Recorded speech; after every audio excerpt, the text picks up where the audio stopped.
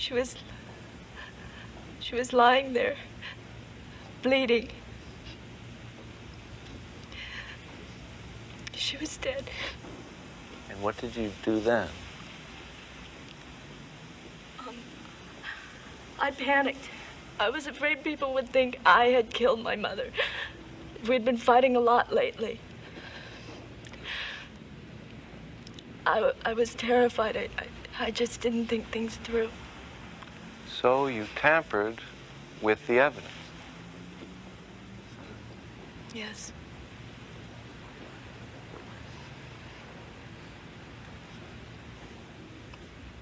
The letter opener was all bloody.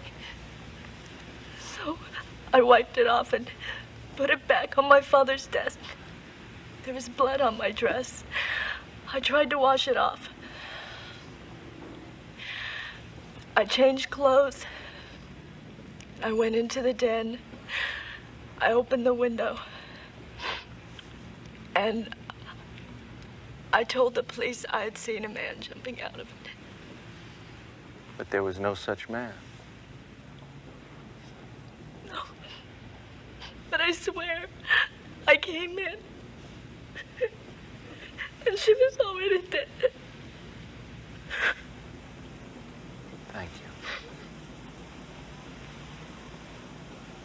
No further questions.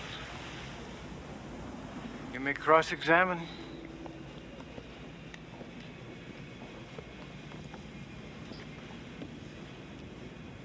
Miss Nakasone, are you telling the truth now? Yes, before God, I swear. Even though you lied in the beginning? Lied without compunction, looked the police in the eye and lied? And lied? And lied. Do you expect that anyone will believe you now? When you claim that now, at long last, you are finally telling the truth? Mr. McCabe, when I was little, my father told me the importance of telling the truth. I lied to him when I was 4, and I saw the pain that I had caused him. It devastated me. I've never lied to him since that day. Okay. Your father talked to you about telling the truth when you were 4 years old, and you've never lied since. Yes, that's right.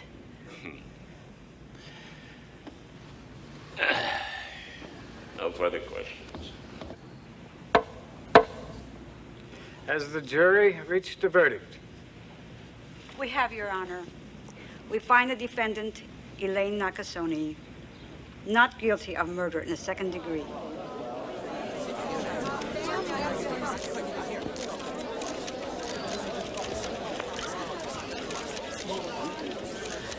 Excuse me. Mr. Nakasone, how do you feel about your daughter's acquittal? Vindicated, relieved, grateful. Justice has been done. Well, do you feel that this is a fair investigation? What about the trial? I'd like to refer those questions to my attorney. Mr. Stiles, during the investigation, you were always really kind. I felt that you really believed me. So did a jury. Congratulations.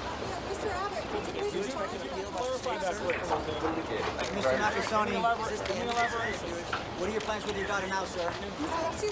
You know, it's always the rich and the privileged that get off. Have you noticed that? Gutsy move that defense attorney made, putting her on the stand like that. They usually figure it's too risky to let the defendant testify. That's what won the case for them. You know, that pretty little thing sheds a few crocodile tears, and people forget all about the evidence. She's going to win an Academy Award for that one. Oh, jail, look, the jury found her innocent. I do not need you to remind me of that, Jake. I need you to go back to work. We've got more to worry about than this case. We still need that witness, Jimmy Palama, if we're going to move on that assault and rape charge. You forgot. Don't tell me you forgot. Forgotten what? Tomorrow morning, I'm leaving. 1 week's vacation. Vacation? Yes. I'm going to the mountains. I told you that 2 months ago. Well, I don't remember anything like that. You don't remember. You said it was okay. Hey, Jake, Come on, we've got 4 big cases coming up. I need you to find the witness in the McCabe case. Oh, don't start with it. Look, if it's not this witness, it's another witness. If it's another case, it's this or it's that. It's Jake, always I something. wouldn't If I do don't get that off to this you. island for 1 week, I'm gonna go nuts. So I'm getting off, okay? 1 week. I'll be gone 1 week, okay? I'm gone tomorrow. Derek, you take care of him. Don't let him get in trouble. Aloha. I love you guys. Bye. Aloha. Did you hear that? He thinks he's funny.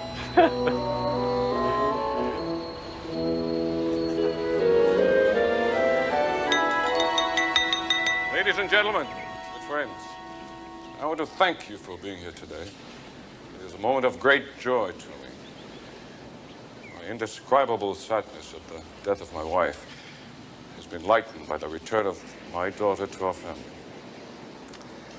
What grief she has felt, I can only imagine. To lose her mother and to be accused of the crime. I toast my daughter, her strength and her courage. But a greater tribute belongs to my associate, my lawyer, my friend, Paul Abbott. I owe this man a debt of honor. He has returned my daughter to me. Without his brilliant and untiring efforts, Elaine might not have been with us today. So, ladies and gentlemen, as you raise your glass to Paul Abbott. Please, ladies and gentlemen, enjoy yourselves. Thank you.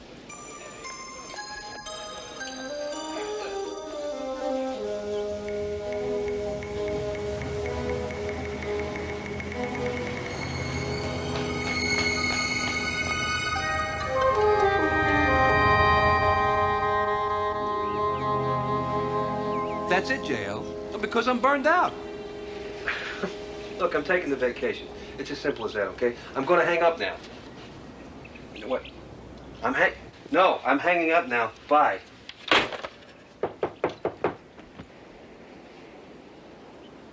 Yes! Who is it?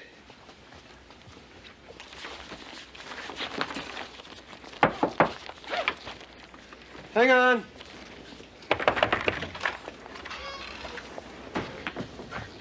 Hurry, shut the door.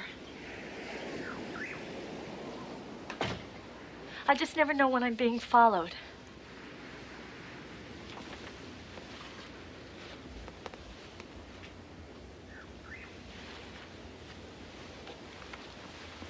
Guess that can't be a problem. I need your help desperately. I need a private investigator. Do you ever take outside assignments? No. As a matter of fact, I'm going to be leaving tomorrow, so... Shh.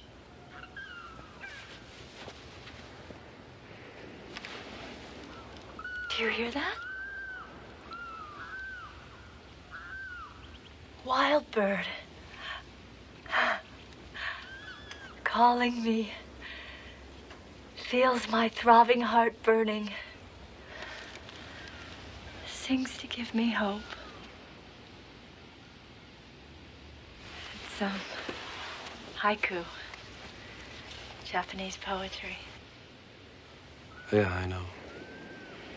My father started me writing poetry when I was 6. He says it cleanses the mind. It's nice. Will you help me? Please. I'll pay you anything you ask. I've got to find out the truth about my mother. Look, Miss Nakasone, I'm leaving tomorrow, like I said. I'll be back in 1 week. It's just that I've made these plans for months. Other people are involved, and I can't just... The man who killed my mother is still free. I am in danger. I don't mean to be rude. It's just that... I can't. Look, you could call the police department. You can contact the prosecuting attorney's office. They have other investigators who can help you. But I want you to help me. I wish I could. I just can't. I'm really stuck. Can I give you a ride home or something? I brought myself here. I can get myself home.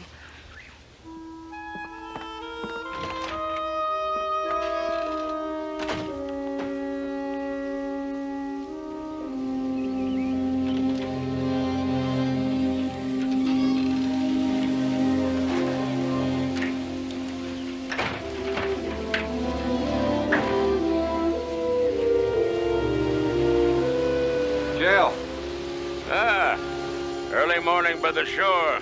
I love it. Look at that surf line out there, would you? What are you doing here?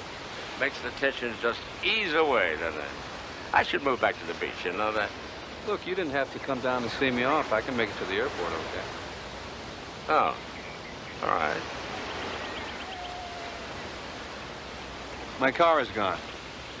Where is it? You've been making your payments, Jake? You had the car towed, didn't you? Even the slaves that built the pyramids got a few days off every now and then, for crying out loud. Perhaps you don't know this, Jake, but according to the civil service regulations, I and I alone determine the vacation schedule in the prosecuting attorney's office. And I have determined that you cannot go on vacation right now because our workload is too heavy. You know what? You're a sore loser. You lost the Nakasone case, and now you're taking it out on me. That's what it is, right? Well, you think what you want to, Jake. All that matters is that you are going nowhere except down to the office where I will give you your assignment for today, and you will do that assignment, and then tomorrow I will give you another assignment, and so on, until I decide that you can take a vacation. Is that perfectly clear, Jake? Oh, yeah, that's clear. That's real clear. Thank you, Jake. I knew you'd see it my way.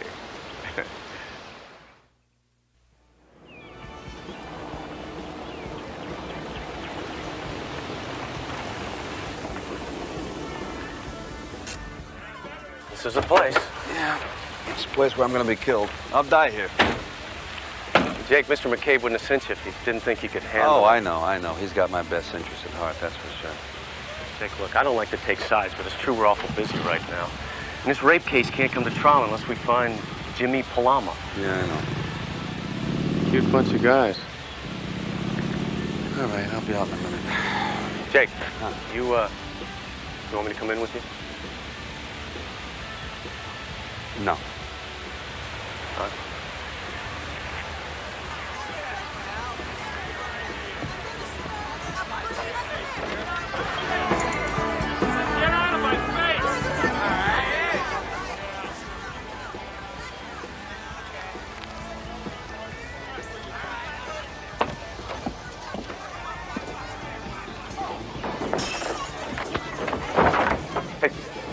My fault, sorry.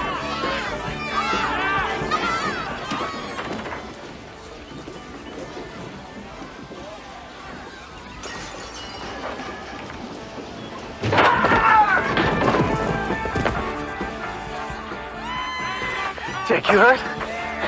Yes, what do you think? Did you find Jimmy Palama? No, I didn't. Who did this to you? He's a little brother. Little brother. Palama's on this island. Nobody's admitting it. Jake, I think we ought to get out of here, huh? What do you think? I'm thinking I don't have to take this garbage anymore. Come on.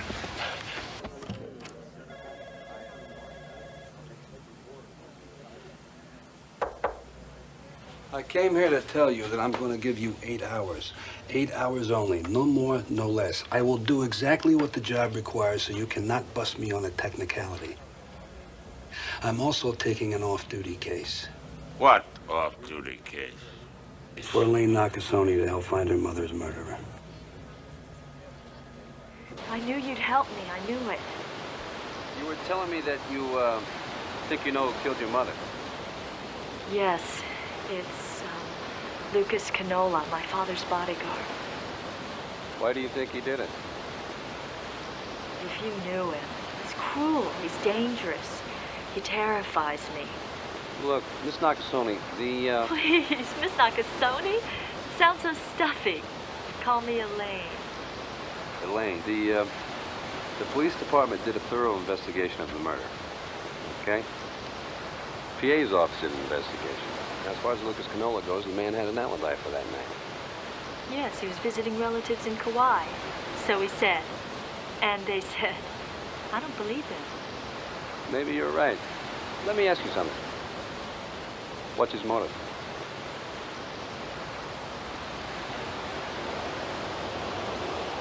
I never wanted to tell anyone this. My mother was having an affair with Lucas Canola. That never came out at the trial. Of course not. He and I were the only ones alive who knew. Your father, he doesn't know? Oh, God, no. My father is the most honorable man who ever lived. It would kill him if he knew that his wife... God, he mustn't find out. No matter what, I don't want him to know. Okay. Why would Canola want to kill your mother? I've been begging her to end the affair. That's why we were fighting. And she was going to, finally. But he found out, and he was furious. He threatened her. He was afraid my father would kill him if he found out. He killed her to silence her. And now he's going to do the same to me. Okay. All right. It's not going to happen. Okay? I won't let it happen. It's all right.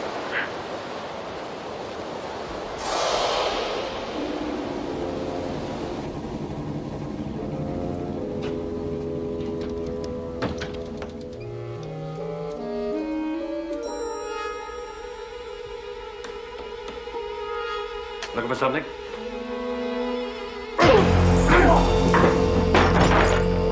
Hold it!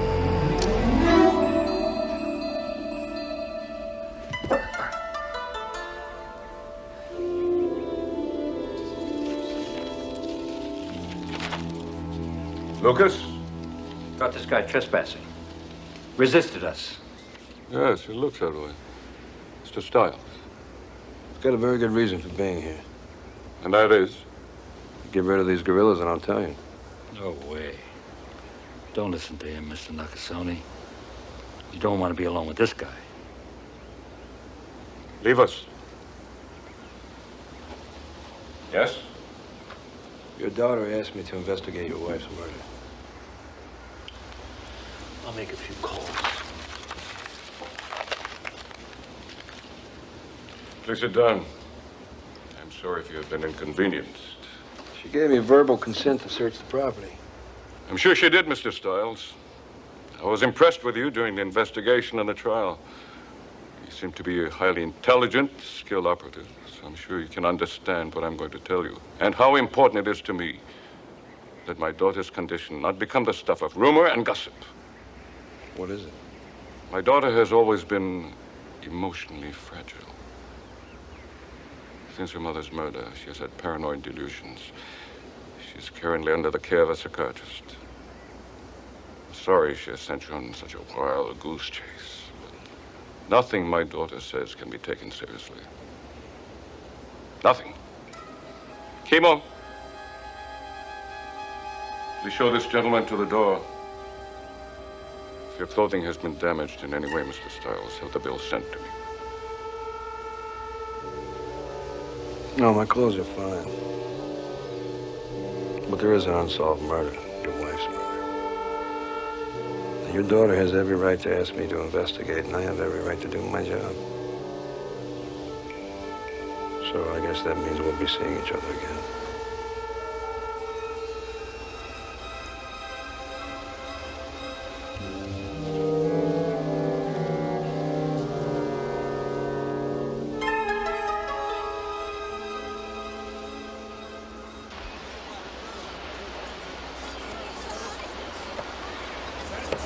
His name is Lucas Canola. He's a bodyguard for a guy named Nakasone, you know? Yeah. Busted him a few times when I was on the force. It's bad news. Why is that? Big, mean, bad temper. Thinks he's quite the ladies' man. And if a woman doesn't agree with him, they've been known to get beat up pretty bad. Where's Jimmy Palama? Why aren't you out looking for him? You're supposed to give me an 8 full-hour day. We're going to talk about this quietly and calmly? That's what I'm doing, talking quiet. You're about to start shouting. I am not about to start shouting. I am sick and tired of your insubordination, mister. It's gonna come to a stop. You get that? Look, for the last 2 days, you've been on my butt because your ego was bruised. Don't you bore me with your insights into the human condition, Jake. What do you know about the human condition? You're gonna find out about the human condition of unemployment in about 1 minute, Buster, unless you get yourself going where I tell you to. You don't tell me anything. I quit.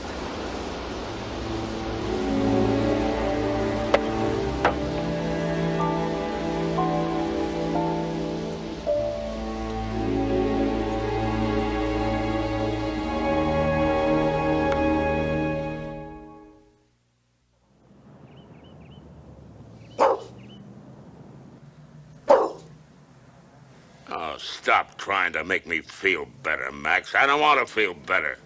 Mr. McCabe? What? Well, sir, I was just thinking about Jake. And, I really feel awful about the way things have worked out. And I was just thinking maybe if you tried to call him and tried to work things out. Me call him? Yes, sir.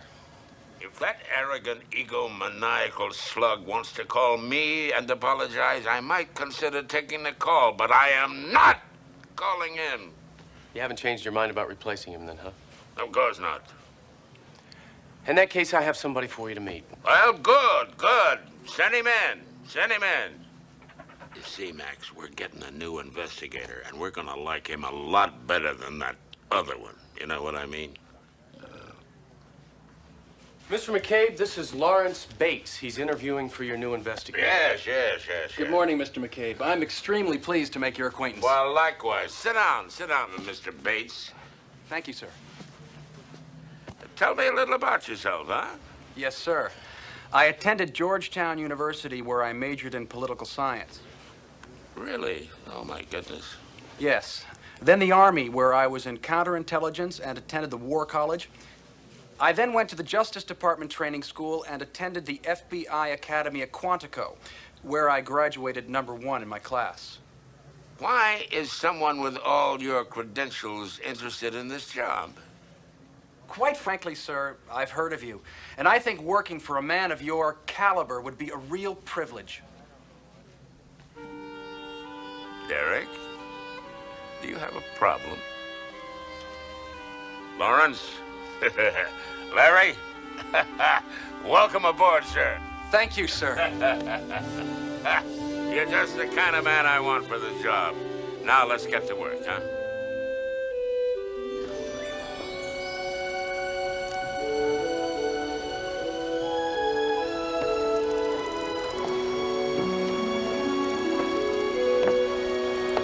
Hey, Jake. Hey.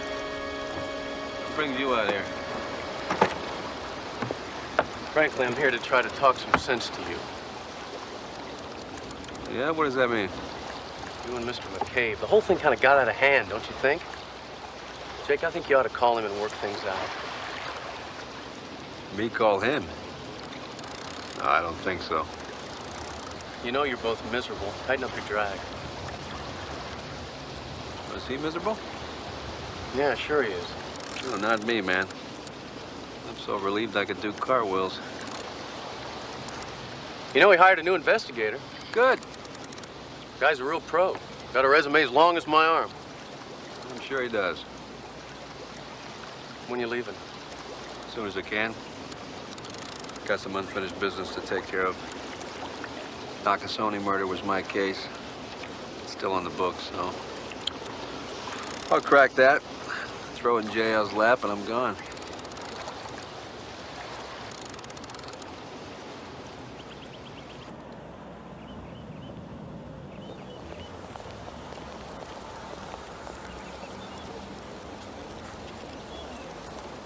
I have come from Miss Nakasone.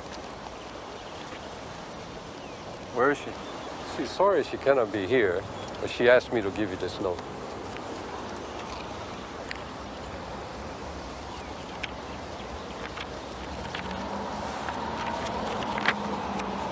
Mr. Stiles, I was afraid to have you come to the house, but I'm also afraid to meet you on the street.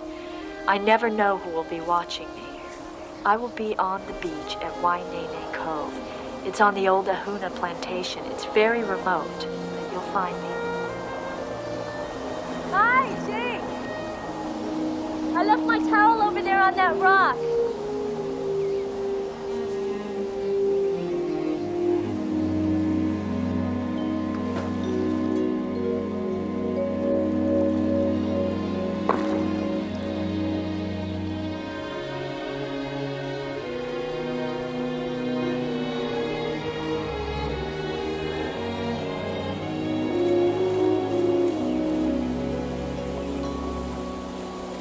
Thanks for coming.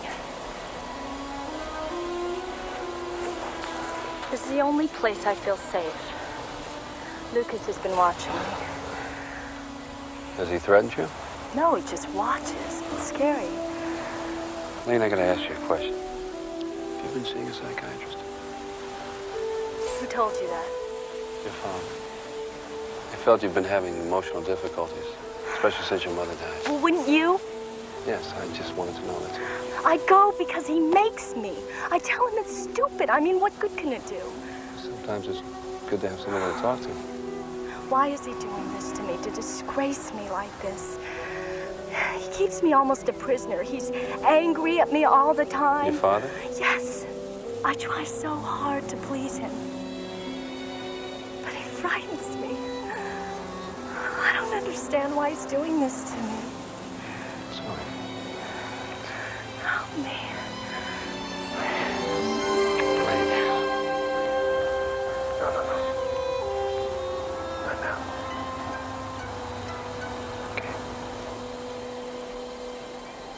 I interviewed several people at his rooming house and located his latest employer, a Mr. Reed, Rocky Reed, owner of a bar in Waimanalo, who informed me that the subject, quote, doesn't have the brains God gave an oyster, unquote. Lawrence! Yes, sir. Could you maybe summarize this report for me? I don't need that much detail, really. Well... All right, just answer me this. Did you find Jimmy Palama? No. But I assure you I did an exhaustive search. From Waimanalo, I went on... Enough! You just get your butt out there and find him right now. Don't talk about it anymore. Do it! Yes, sir.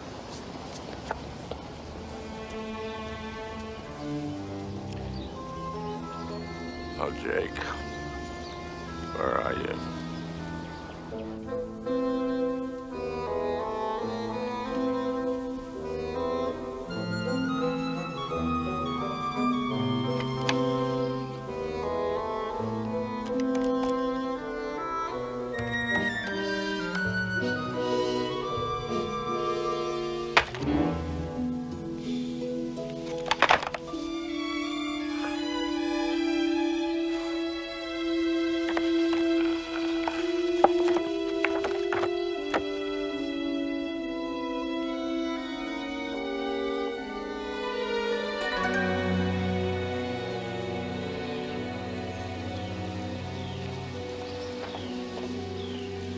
Nakasone, I told you we'd be seeing each other again.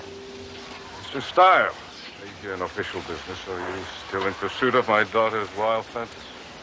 Questions I have are about your daughter. I'd like to know the name of her psychiatrist. I don't know if she's emotionally unbalanced, but I know she is frightened. She says that you keep her a prisoner. She also says that that big goon bodyguard of yours follows her and he watches her. He scares her. And if that's true, she does have legal recourse. Let me tell you something about legal recourse, Mr. Stiles. Oh, Lucas. Please excuse me. Lucas, tell him. Mr. Nakasone, we... Tell him!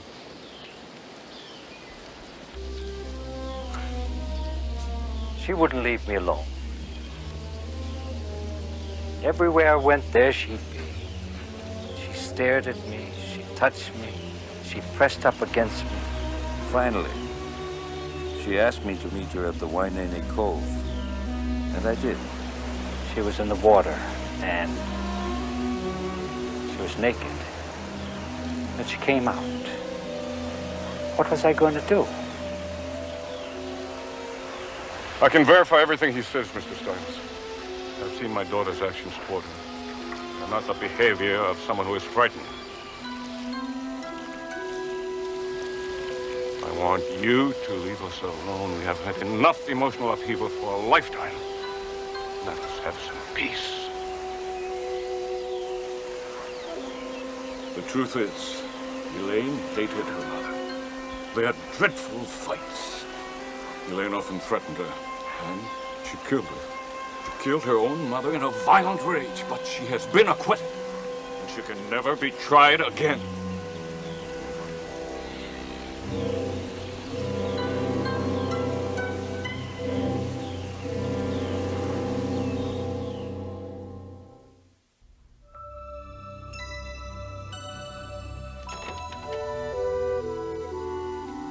Jason. What in the world are you doing here at this hour? Hello, Simeon. I'm just reading. Well, I thought the city of Honolulu could provide an office for its prosecuting attorney. Oh, they do. But you know something? I like it here. There's something about an empty courtroom. It's filled with ghosts. And they whisper to me about things that get lost in the workaday world. Things like justice, truth, and honor. And are you in search of some elusive canon here now? Some delicate dogma that escaped your scrutiny during daylight hours? I'm reading the transcript of the Nakasone trial. Oh. Simeon, would you have put Elaine Nakasone on the stand if you were her lawyer? Of course not. It's not smart to put the defendant on. It's too risky. Too risky, exactly. Did you believe her testimony? I have to admit that I did. Yeah. Well, once the trial was over, once the heat of battle had subsided, I kept thinking about her. And you know what? I believed it too. But for her lawyer to take that risk, he had to know she was innocent. Yes? And the only way he could know that, to be absolutely sure, is if he knew who did commit the murder.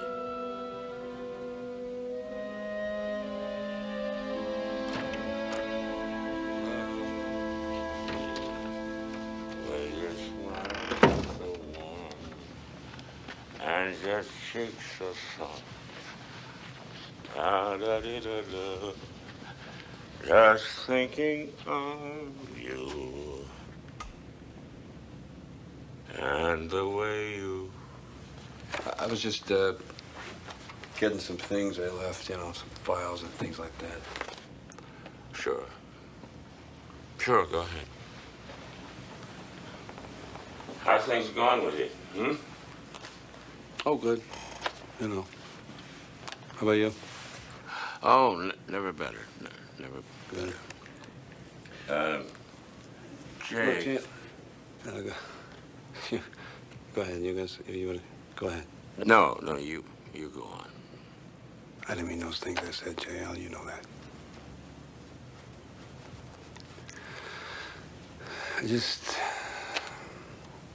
I get a little hot and I say stupid things, you know. I did some spouting off myself, I think. A little bit, maybe. I'm sorry, too, Jake. Forget it.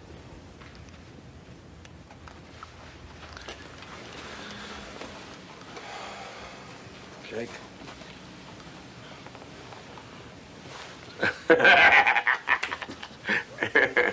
Listen, I want to talk to you about something. Okay. This Elaine Nakasone thing, I don't know what to think. This thing has got me crazy. Either she was guilty or the real murderer is out walking on the street, and I want to find out which one. Well, I haven't exactly let this case alone either, you know. I've had a few thoughts about it. Oh, yeah, you've got that, what's his name? The new investigator working on it. Oh, my new investigator. Oh, yes. No, he's a good That's man. what I hear. Really good man. But I tell you what, you could work on this one case, huh? Mm-hmm. Yeah, I could work on this one case. Right. To check out Mr. Kozo Nakasone.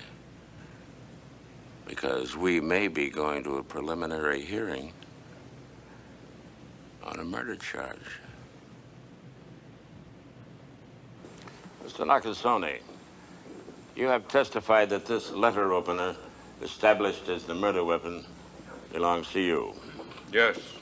And we have heard expert testimony that the shape of this blade made a distinctive slashing pattern in the victim's body. We've also heard that a partial print identified as your index finger was found on the handle. It stands to reason. It's my letter opener. I open letters with it. Yes, yes. Your Honor, may we have a brief recess, please? Certainly. Thank you, sir.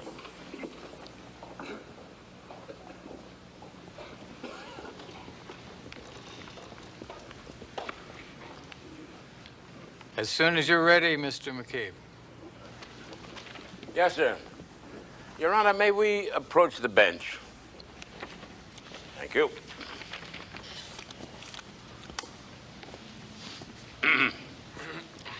Your Honor, we have just received some new evidence which is crucial in laying foundation for our case.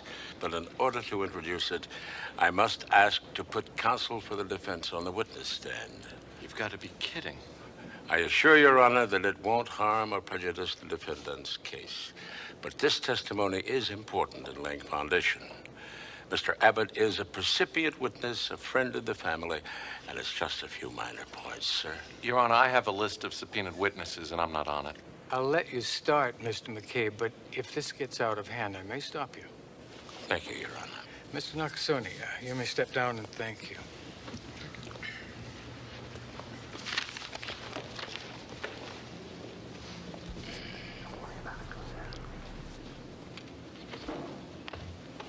Do you swear to tell the truth, the whole truth, and nothing but the truth, so help you God? I do. Please be seated. Mr. Abbott, do you possess power of attorney for Mr. Kozo Nakasone? Your Honor, I object to this question and all subsequent questions on the grounds of relevance and privilege. So noted, Mr. Abbott, but I will allow you to answer. Shall I repeat the question, sir? No. I have the power of attorney for the Nakasone Corporation. And that is how you have been gradually embezzling funds from him, huh? Objection. Sustained. Is it not true that you told Mr. Kozo Nakasone that his daughter Elaine had admitted murdering her mother? That's not true. Yes, it is. You told me she had confessed to you. Now, quiet, please. I don't want any more outbursts. And is it not further true that you told Elaine Nakasone that her father was guilty of the same murder? That you told each of them conflicting stories and swore them to silence? That each of them was desperately trying to protect the other? That's not true. Mr. Abbott,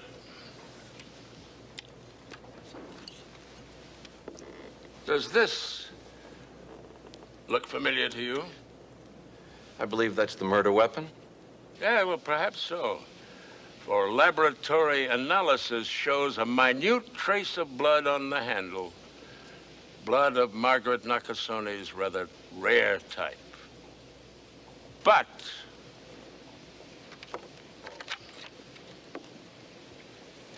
this is the letter opener already admitted into evidence found at the scene of the crime, with Margaret Nakasone's blood on it.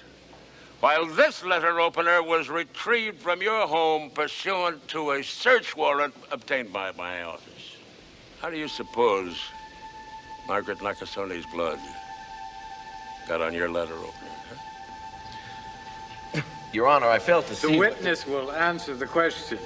Isn't it true that Mr. Nakasone gave you this identical letter opener? Yes, but... Isn't it true that you made sure that Margaret Nakasone's blood was on the letter opener with her husband's fingerprints on it? After you stabbed her with this one. Your Honor, I'm not on trial here. I don't have to answer these accusations. No, you don't. But you sure as hell will.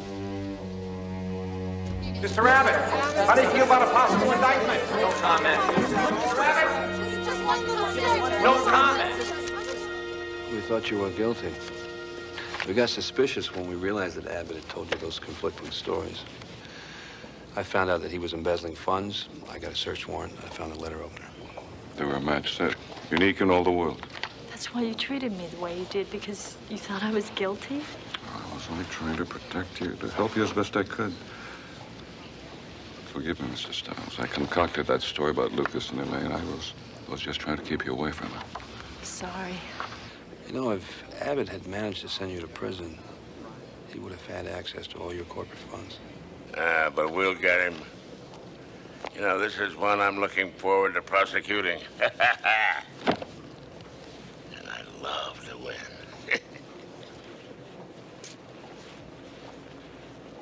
And then I contacted several known acquaintances of the suspect and questioned them extensively. Lawrence, one more time. Just one question. Did you find Jimmy Palama? No.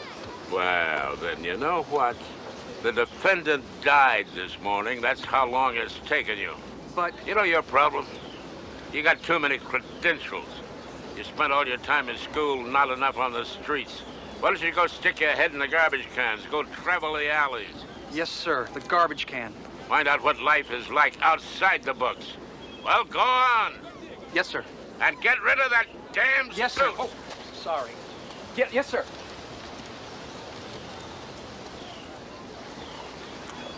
Does this mean that you need an investigator? Oh. Well, where you been? Checking the airline schedules. I mean, I figure since I don't have a job now. Don't be cute. You know you have a job.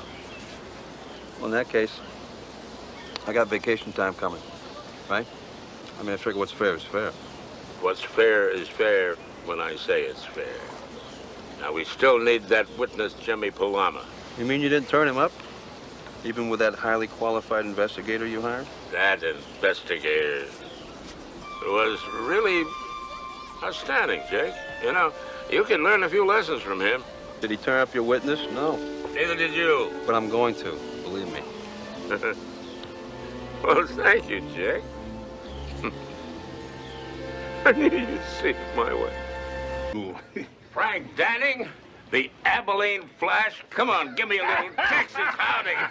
How are you, Frank? You're the last person I thought we'd ever get over here. Well, I was told that this town has got enough hula girls to sink the battleship Missouri, and I've been all over town. I haven't seen one.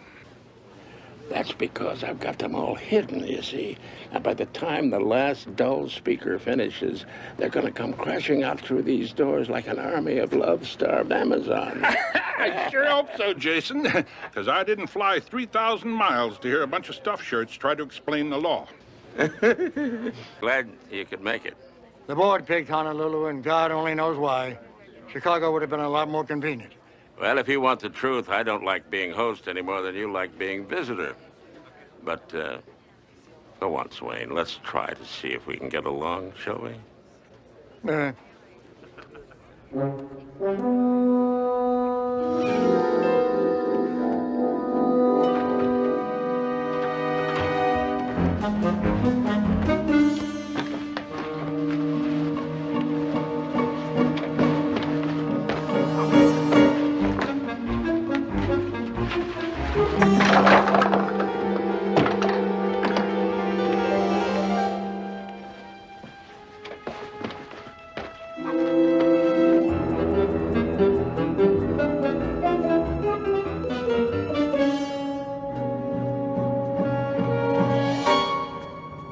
I want that entire roof area secured, on the double. I don't want another warm body up there unless he belongs to me. You understand? Yes, sir. What the hell happened here? I'm Benny Krause, Mr. McCabe, Chief of Security. Yeah. We got a real bad one here, sir. 6 rooms, cleaned out everything except toilet paper. Did any of them belong to the people in my conference? Just one, some guy from Chicago. McCabe, my room was hit. Stole my gold watch. Your watch? Oh, Jason, the mayor himself gave me that watch.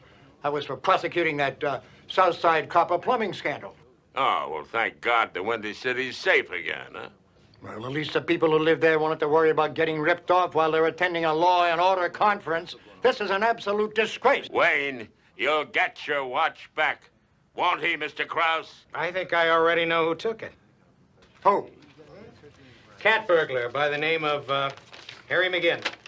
Let me see that.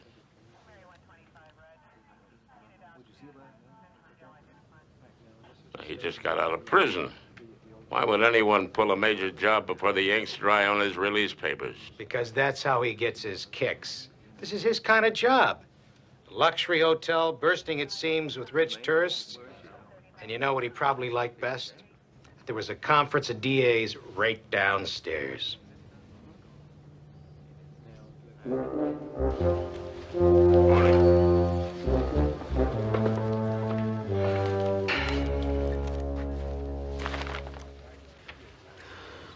Good morning. Don't push your luck. Oh, well, hello to you, too. Don't blame me that the Dragon got ripped off. What the hell are you grinning about? Oh, it's nothing. I just thought it was kind of funny the way they wrote about it in the paper. You think this is funny? Cat burglar embarrasses DA conference? When we catch this guy, I want him put the straitjacket and hung by the heels. I used to be able to do that. You know, escape from a straitjacket hanging upside down, just like that great magician, Houdini. And my mom and dad, they went to vaudeville, they saw him, they even gave me his first name. Who the hell is this? I'm Harry McGinn, Mr. McCabe. And I read the papers, too. I know that Krause has me pegged as the suspect. His primary suspect. The burglary last night fits your M.O. to a T. Look, I've only been out of prison for less than 48 hours, and I've spent most of that time trying to locate what's left of my family. All right, let's start with last night. You have an alibi? Not airtight. No, I called around to a few places. I'm trying to find my son. Well, why don't you just write down the names of the people you called? I have already done that, sir. Look, there are only about 6 guys around who are capable of pulling off that kind of a job. Now, if you just let me examine the crime scene, maybe I can point you in the right direction. And if you're the actual perpetrator, you can also compromise the investigation. I did not do it, Mr. McCabe. And if you let me, I'll prove it. And I'll get back to you. Okay, thanks. My parole officer knows where to find me.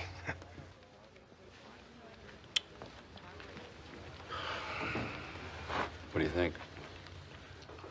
He's just another ex-con with a line. Yeah, but why would he come to us to help? Maybe because he's smart. No, I'm not letting this man participate in this investigation as long as there's the slightest possibility he's a suspect. Okay. What do you want me to do? Hand it over to HPD? Well, no. Not exactly.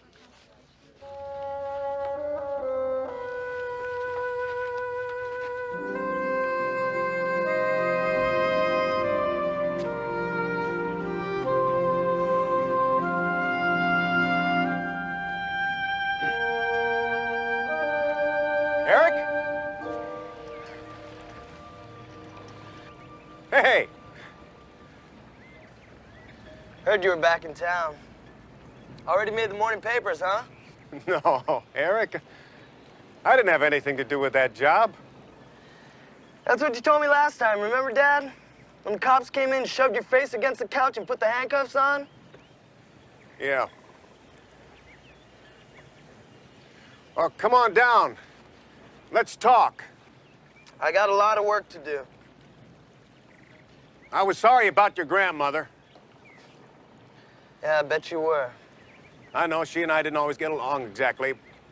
Yeah, well, if it wasn't for Grandma, I wouldn't have had anybody. I know, and I'm sorry. I hope you are.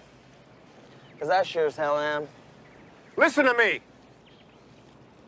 I'm gonna make all this up to you, if you let me. I don't need you anymore.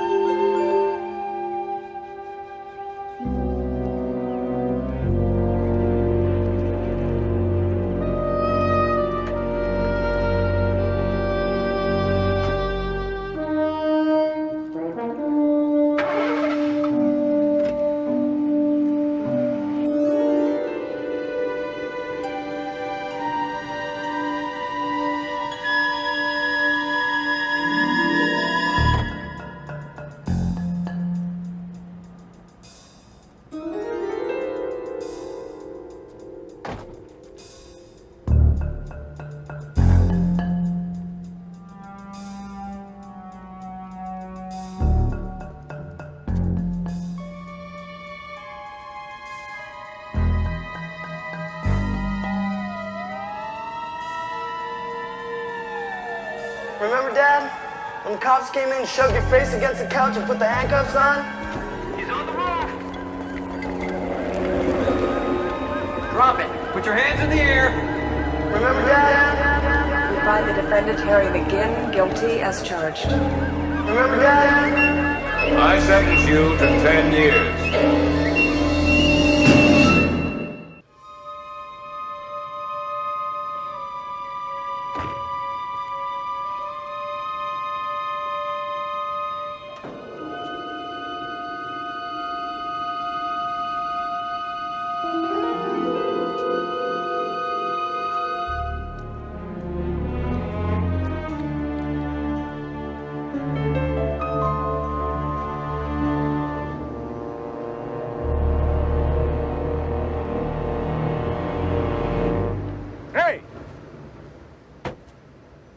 You're a funny guy.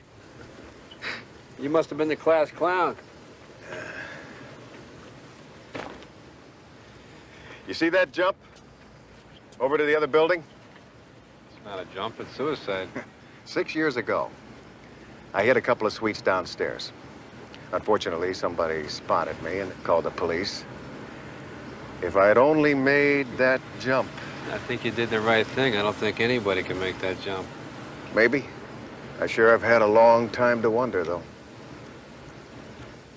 I used to sit at night in prison, and I used to run the whole thing through in my mind over and over. Did you make it? Oh, hey, that's the great thing about fantasies. You always make it.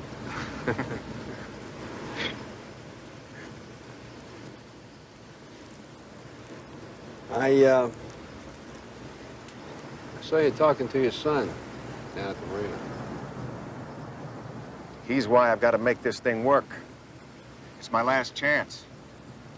It's gonna take more than words. You got a lousy track record. I swear to you, I did not pull that burglary last night. Now, just give me a shot at proving it. Can't, my boss says no. What, if he knew how important it was? I mean, you saw Eric, what he thinks of me. I'm begging you, please. Help me clear my name. Please. No, Wayne, we have not found your watch yet.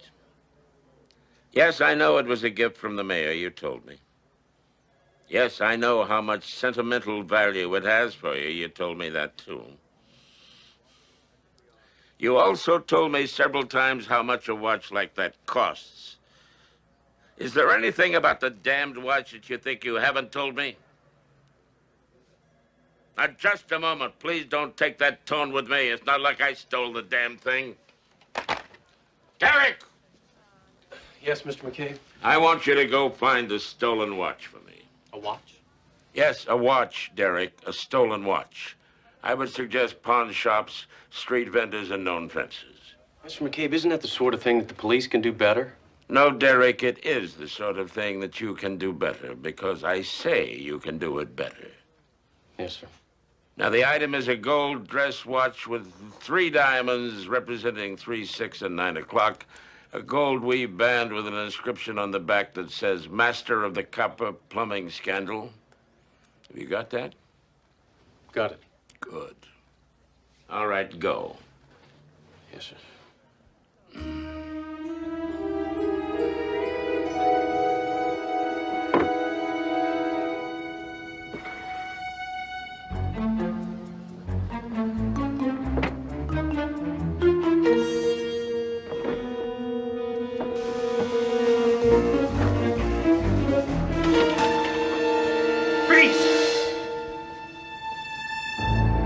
Police officer.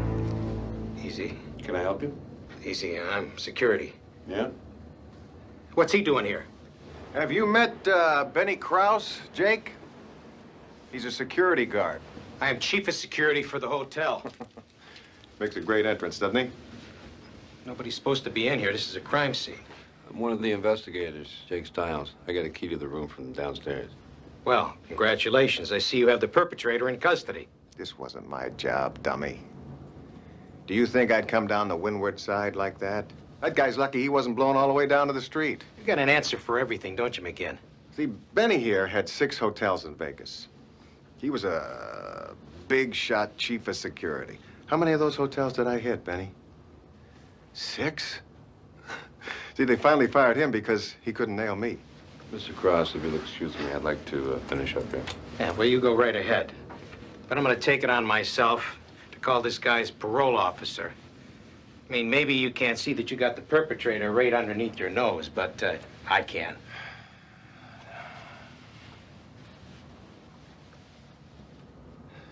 Do you think I pulled this job? I wouldn't bet the farm on it. No, Jake, I don't think Harry McGinn did it. You don't, huh? Thank you. Nori, I thought parole officers were supposed to stay objective. I am, and very objective. But McGinn wouldn't risk anything like that right now. There's something that means too much to him. I know. His son. Yes. That's the biggest thing in his life is getting back with that boy. Let me ask you something. What would you have to do if his alibi doesn't check out? I'll violate his parole. No question. Jake, I spoke to his prison counselor. Did you know that McGinn tried to write to his son the whole time that he was in prison? And the boy's grandmother returned all of his letters unopened. You mean the kid never knew that his father was writing him letters? That's right. All that time? That's right. McGinn was devastated, but there was nothing he could do. So now he's trying to reach that boy in every way that he can.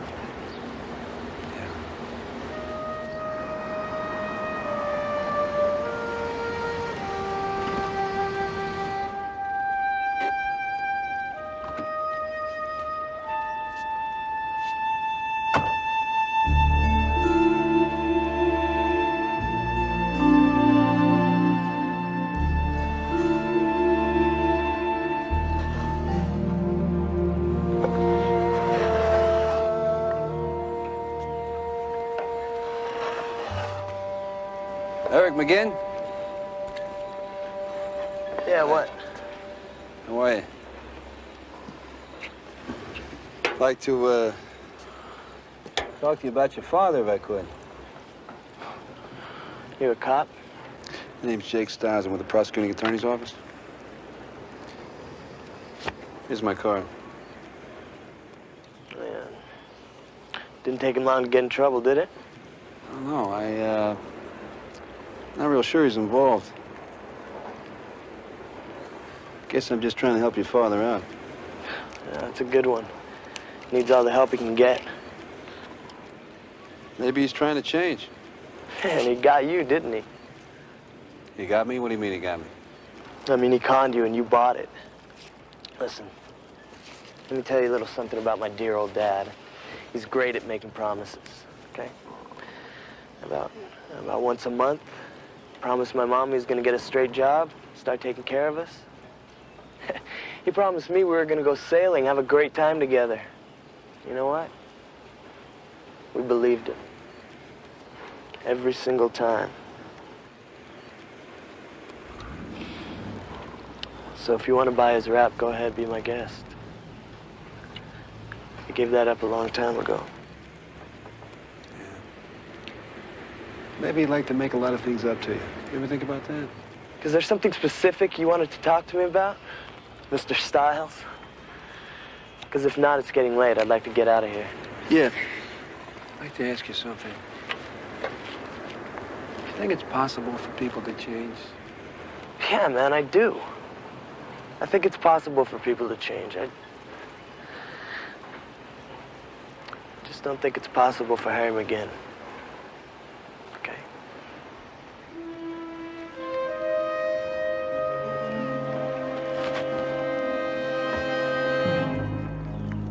I specifically said you were not to take that man to the crime scene. What a man was innocent until proven guilty. I can presume a man innocent and still not want him having access to our official investigation, Jake. Look, I checked McGinn's record. He's not just good. This guy's a pro. He's the best. And the last thing he would have done is rappel himself down the exposed side of that hotel. He would have never have done that, Jake. He's a suspect, Jake. Not an impartial observer, a suspect. I just think this guy's worth taking a chance on. All I'm saying is let's just give him a little room. What do you say?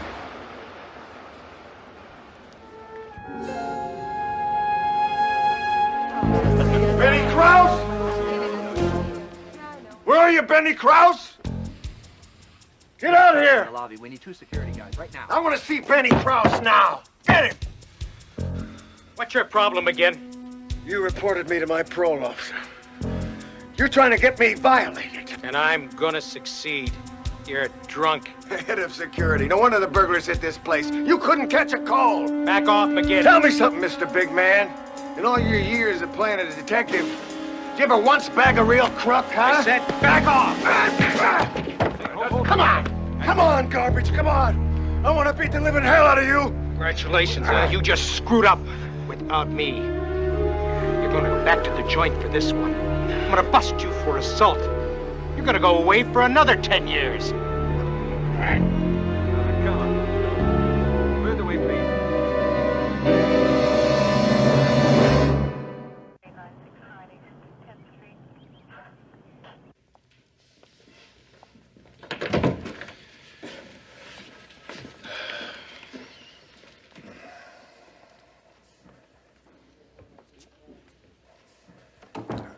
Yell quietly, please.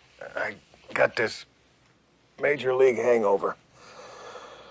I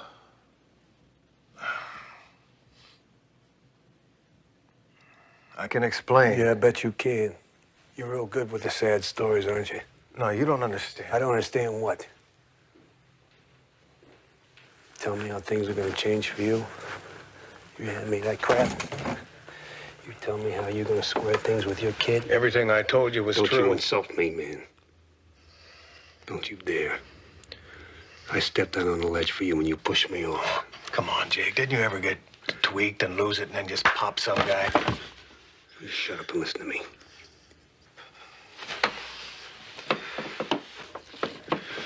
I don't think you know who the hell you are. You're an ex-con, Harry. You got rules. You break the rules, they stuff you away. No more starting over, that's it. Understand? It's over.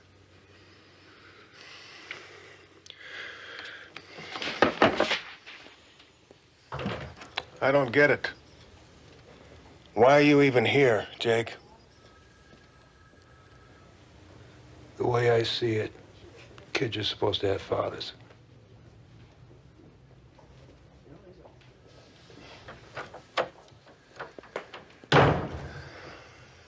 Jake, you are driving me up the wall.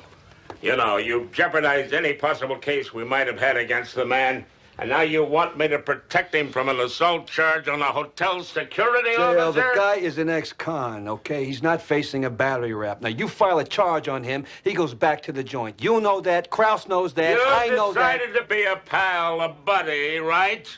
Damn it, Jake, until we've eliminated him, Harry McGinn's a suspect.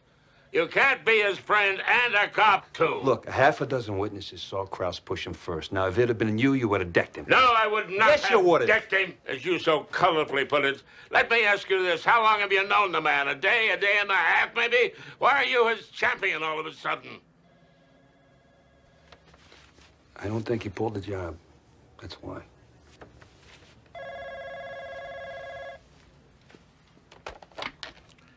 McCabe here. When? All right, we're on our way. What's up? That was HPD. Another hotel has been hit, the Meridian. It was a cat burglar.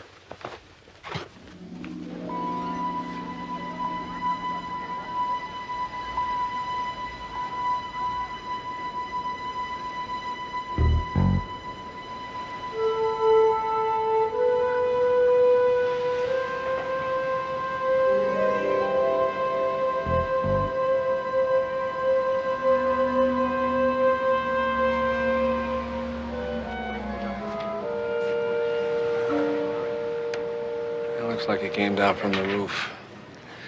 He had Jimmy marks on the balcony doors just like the other places. Maybe the same burglar.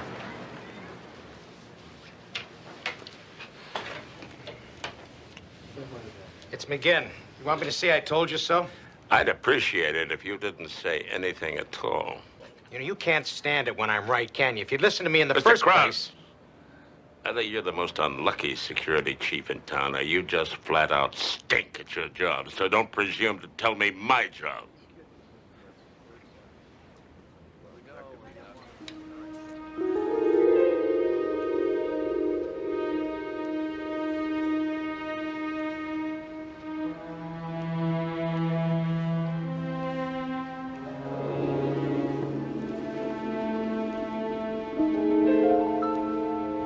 What is it?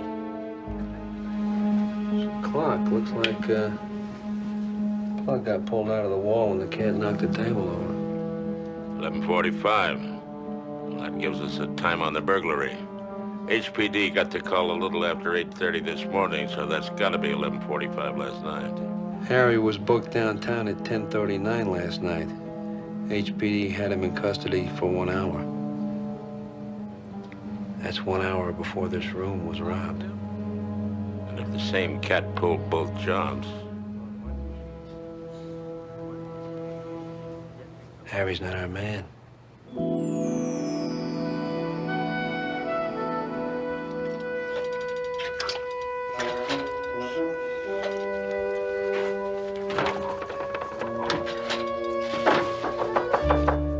Come in, JL. You always come over when I'm cooking. Your nose like a dog. Come in!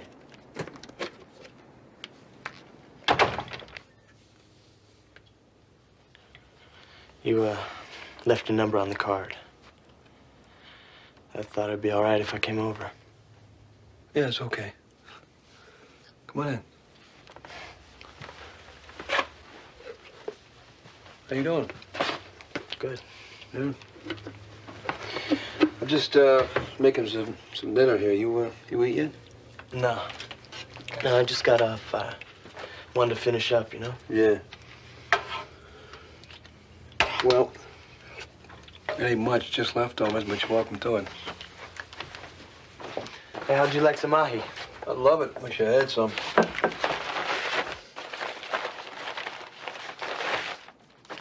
Fringe benefits. We'll grill it. You cut it up. Deal? Deal. So what's it to you, huh? What's that? Me and my dad. Oh. Well, it's kind of hits home with me a little bit. My father left me when I was 7. You're kidding. No. Christmas rolled around, he was still a no-show. Did you ever see him again? Nope. But I hope I do someday.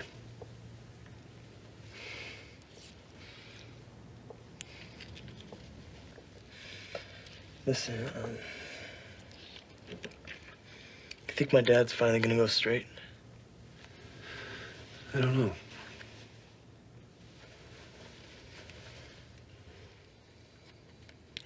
Did you know that your father wrote you when he was in prison? Yeah, right. I never even got a postcard. No, he wrote. For 6 years he wrote. Your grandmother sent him back. You didn't know that, did you? No. I guess she thought she was doing the right thing, but I think you should know that your father was trying. Just like he's doing now. Lily! It's Lisbeth, Mr. McCabe. What is this terrible, god-awful odor in here? It smells like... New moon hay? No, not new moon hay. Rotting grass. The scent is perfectly charming. It's called Pine Forest. You sprayed my office? Mr. McCabe, to put it politely, your office smells, well, foul. With your doggy odor and those awful cigars. I mean, it's just unprofessional. Oh, you feel that cigars are unprofessional, huh? What about your Winston Churchill? He smokes cigars. As a matter of fact, the cigar I'm smoking right now, his size is called a Winston Churchill. And I want to tell you something else. I like the way this office smelled. It smelled like it was lived into me then. I only have one thing to say to you, Lizzie. Get out. You're impossible. Leave. You're impossible. Will you get out? You're just impossible. Will you It's get just- out?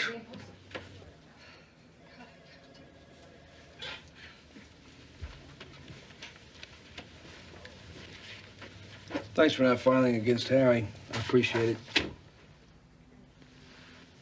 Is this called sucking up, Jake? Yeah, that's exactly what it is. You know, they say that you're a foul-tempered jackass, but I told them they were wrong. Well, don't let it get out, Siles. I got a career to think of. Well, did you find the watch? No. Did you check all the pawn shops, the flea markets? No, and I'm not going to. Mr. McCabe, I am a deputy prosecuting attorney. I went to law school. I graduated third in my class. I made law review. I am good at my job. I have plans for the future. I'd like you to know that I plan on having your job someday. I do not walk your dog. I do not run your errands. And I do not waste my valuable time looking for some old crony's watch. If you don't like it, I know what I can do about it.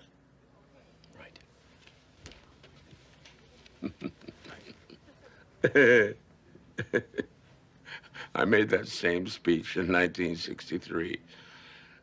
I did it a little better, I think. Not much, but a little. McCabe.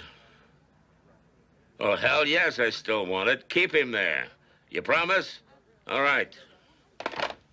Booker Pete says there's a guy willing to sell a certain watch down at the Barefoot Bar. Let's go. Derek's waiting for you to yell at him. He's gonna go nuts if you don't.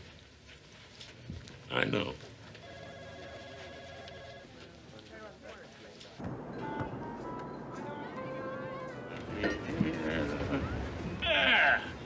Bartender. One libation, if you will, please. I've already had too many chi-chis. Something colorful, you know? Something that'll shimmy and shake on the way down and then kick me right in the head when it gets there. I'll get you volcanoes guaranteed to erupt at the right time. G'day, mate. G'day. You staying at the hotel? Oh, yeah. I just got in last night. Idiot Brawley. I'm at door knobs. My knobs are on every door from northeast Oklahoma to West Tennessee. My friends call me Hill, but I think Mountain is a little more fitting now, don't you? Well, pleased to meet you, Hill. My mates call me the Wallaby. Wallaby? That's one of them little kangaroos, huh? That's right. Oh, yeah, I've seen them in pictures. What are you into, Wallaby? Well, I'm an independent corporation, Hill. I market previously owned jewelry around the Pacific. Previously owned? That doesn't mean used, does it? Well, I purchase my inventory from estate sales, mostly. You know, rich people who fall on hard times. Well, I'm from Missouri myself, so you got to show me. You got any samples? Matter of fact. Oh, my goodness. Yeah. Exquisite, don't you agree? Oh, no. Oh, may I touch that? Thank you. Oh, ho, ho, ho, ho, ho. Ooh. You know, if I owned this watch, I'd light them up back in St. Louis. Gold watch, 1, 2, 3 diamonds. Look at that. Master of the copper plumbing scandal? Ah, yeah, wealthy Japanese gentleman. He had the lock on the world copper market for a while. Oh, I see, yeah. How much you willing to offer, my friend? You sure you want to sell it? Yeah? Well, I'd say about 5 to 7. 1,000? Not thousands, years, you dumb SOB.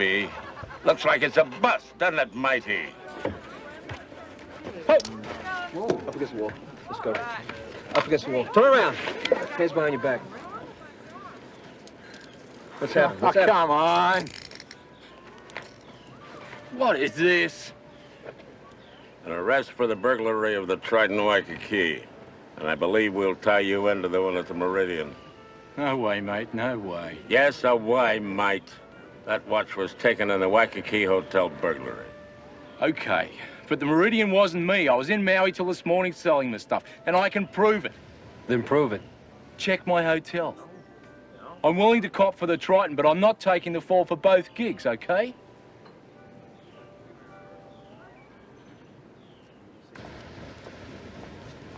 I'll take care of it, Jake. Okay, yeah. All right. Thanks, man. Come on, let's move it. Get that back to the office, will you? Thank you. Well, that Aussie may have hit the Trident Waikiki, but his alibi checks for the Meridian. Looks like we got a second cat burglar on our hands here. You any idea who? What's that supposed to mean? Oh, come on, Jake. There's coincidence, and then there's wild improbability. Look, you thought McGinn did the first job, and he didn't. What makes you think he did this one? Tell me. Well, let's see what the facts say, huh? Where are you going? Well, if you really care to know, you'll have to tag along, won't you?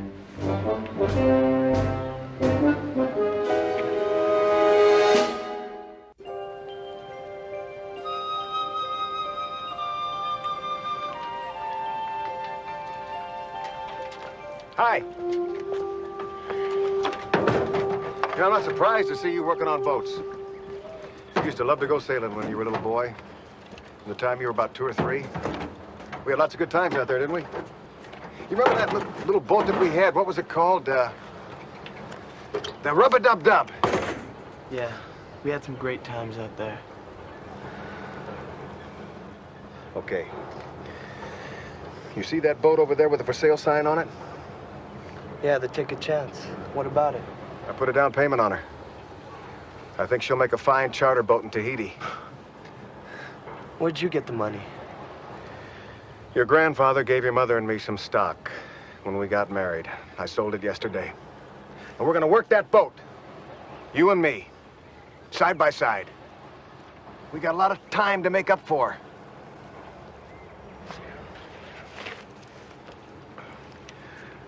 I wrote these to you. In prison. I know you never saw them. So why you give them to me now? Because I want you to read them. Tell you a little bit more about me. And then you make up your mind. It'll be a good life for you, Eric. For me, too, for both of us. Brand new start. So, if you decide you want to go with me, I'll meet you right over there at that boat. At 6 o'clock sharp. And we'll be on our way.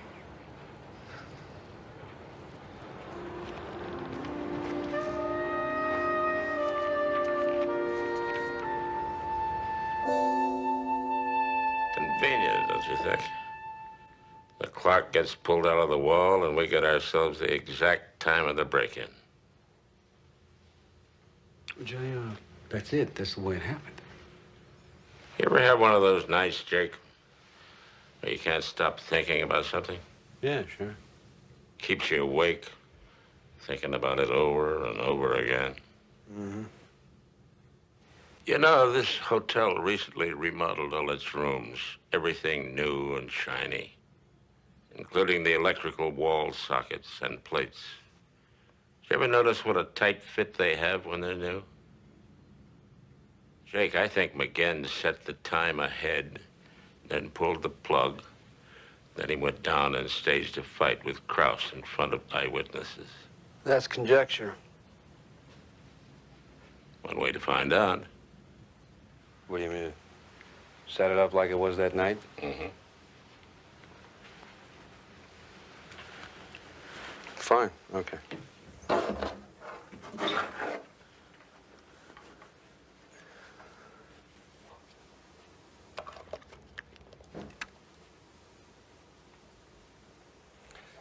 Okay, this is the table, right? Yeah. say, what, about this high? Mm-hmm. Okay. Clock sitting here. Table gets knocked over.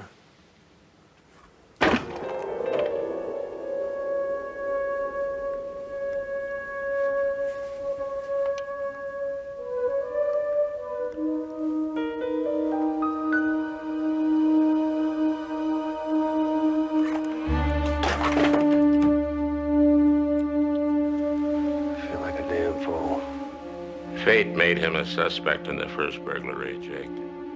He committed the second one to clear his name and to get the police off his back. Question is, why? I think I know the answer to that.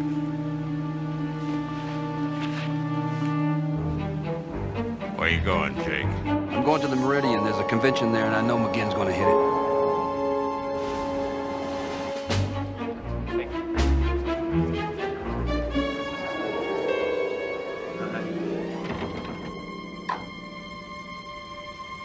Okay, I got it. Thanks.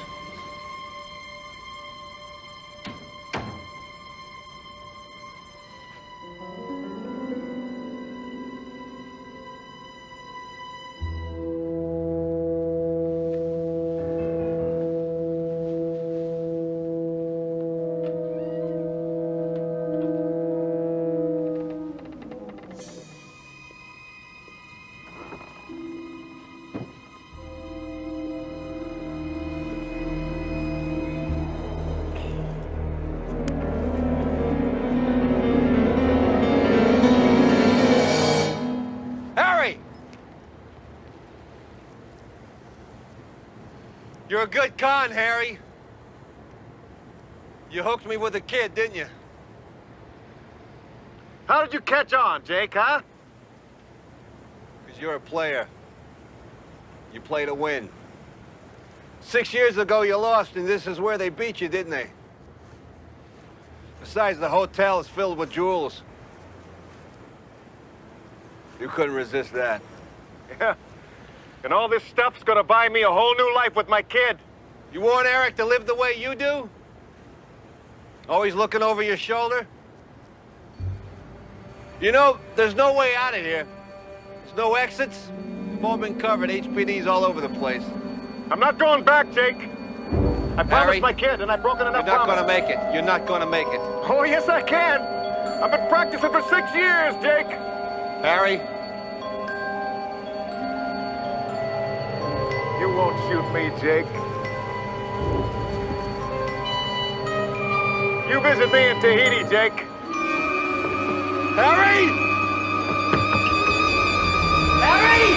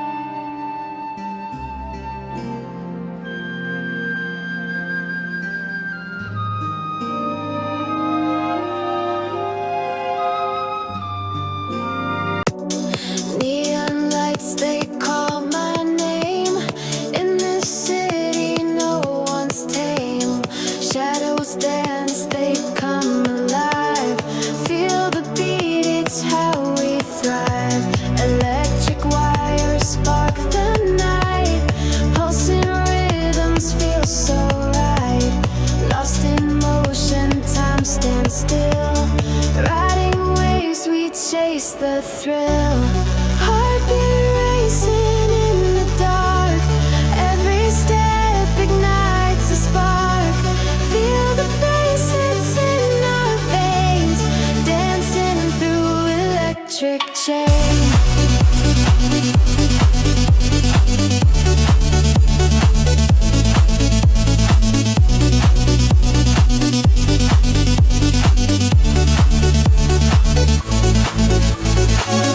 car. I'll call a cab.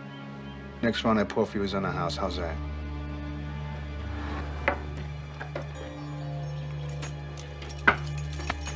These? I want my keys. Yes, sir. That's not such a bad deal, is it? Listen, you patronizing punk. Go straight to hell. I'm drunk enough to need a cab. I won't need a moron like you to tell me about it, all right?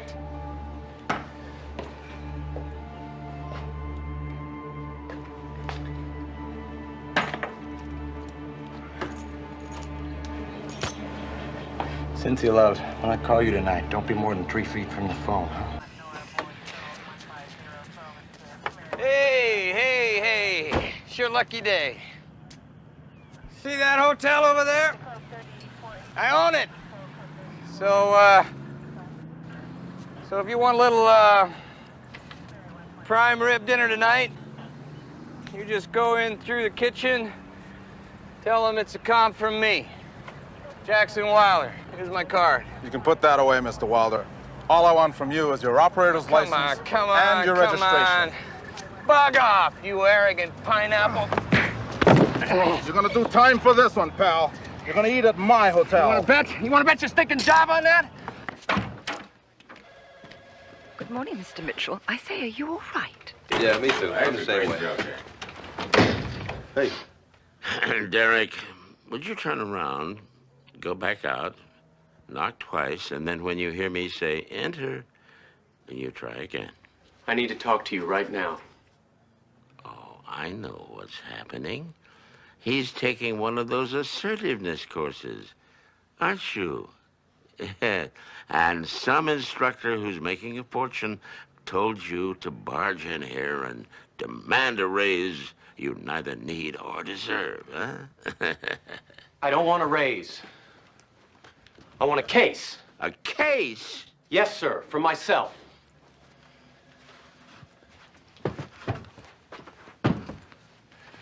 Mr. McCabe, I have worked for you for 3 years. I have run errands, I have done research, taken depositions, interviewed witnesses. I picked up your laundry every Wednesday in Chinatown. But now I want a case of my own. Well, you had one a couple of years ago, that felony thing, you remember? It was somebody else's case. It wasn't mine. I mean, this is getting humiliating. It's embarrassing. Guys I went to law school with are already junior partners with major law firms, and I'm still... I hereby appoint you my junior partner.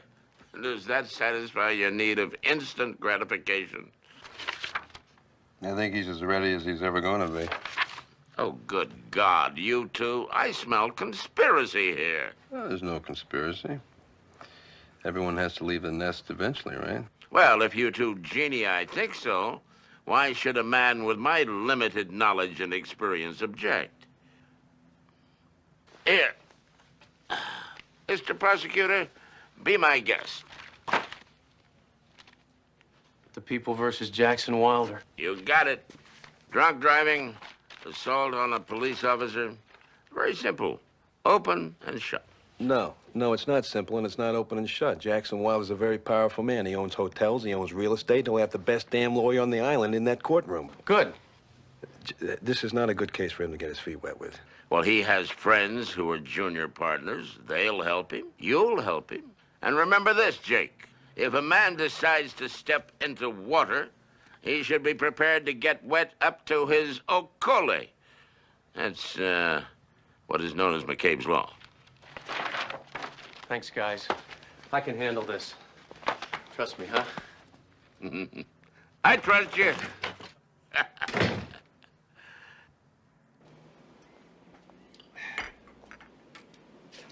Mr. Eby? That's me. My name's Mitchell. How you doing? All right. Would you like some coffee? Sure.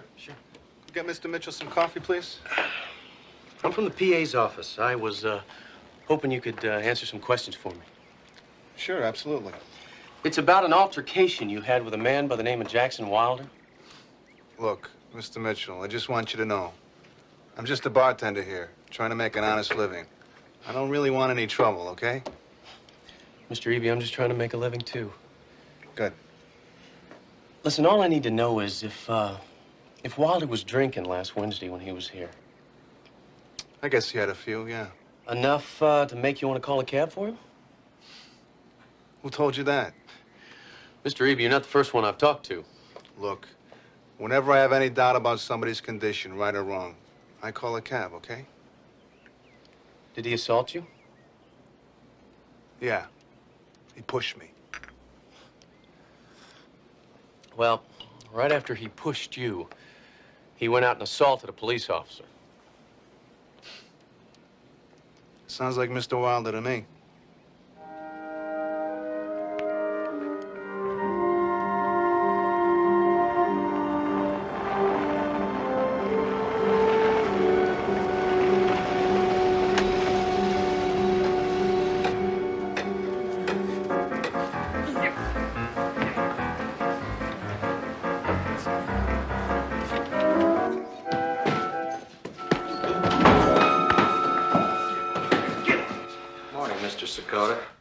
This is an outrage. I already told you we cannot do business. Dragging me down here won't change my mind. Make no mistake, Mr. Sakota. We are going to do business. Your financial situation is disgraceful. I can't recommend you to my investors. You're wrong, my friend.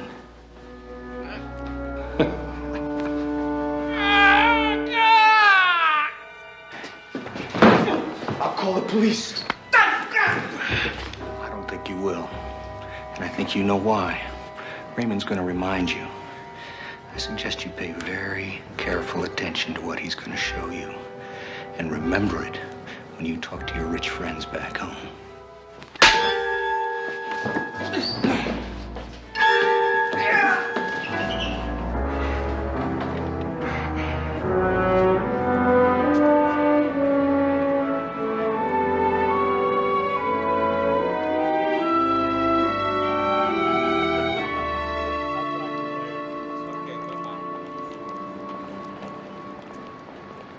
Morning, Mr. Mitchell.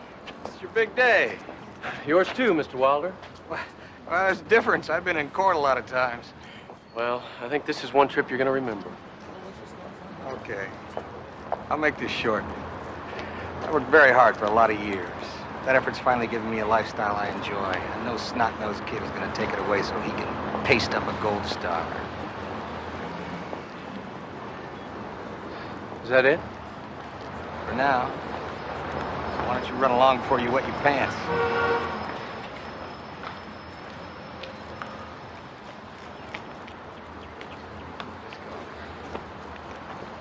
All rise.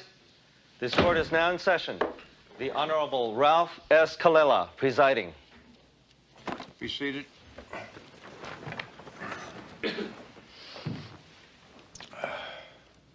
Who are you? Mitchell, Your Honor, for the people. Will counsel approach the bench, please?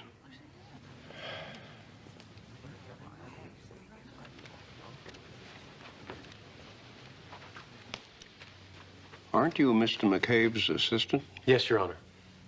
Well, I'm sitting here wondering why the hell he didn't assign someone with more experience. I guess he has confidence in me, sir. You guess? This isn't a small claims court. The defendant's here on a serious charge. He's being represented by an attorney for whom I have great respect. Now, doesn't Mr. McCabe feel that the people deserve equal representation? With all due respect, Your Honor, he chose me. And I have every confidence for conviction.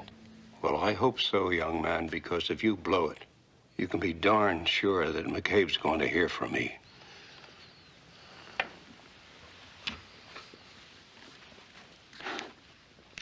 English is a forgotten language. Dictionaries are something that just gathered dust up on top shelves somewhere. No, I mean that. I'm absolutely serious. But I have got something for you that I bought about a week ago that I forgot to give you. And now you're gonna like it, baby. Here it is. It's a bone. Well, it is. Hey, listen, that's made out of rawhide. Yeah. If you need me, I'll be down at the coroner's office. There's a couple of things on the Lieberman autopsy I want to check on. Oh, okay. Why aren't you at Derek's trial? He said it'd make him nervous, so I didn't go. And he doesn't want me there either. I don't blame him. Check on you later. I gave him a case, didn't I? No. Gave him a bombshell. Don't you think he knows that? I suppose you'd be happy if I assigned him to a shoplifting case or a grand theft motor scooter, huh? Remember something, Jake. The greater the risk, the greater the reward. My first case was a felony manslaughter. Did you win? That's beside the point.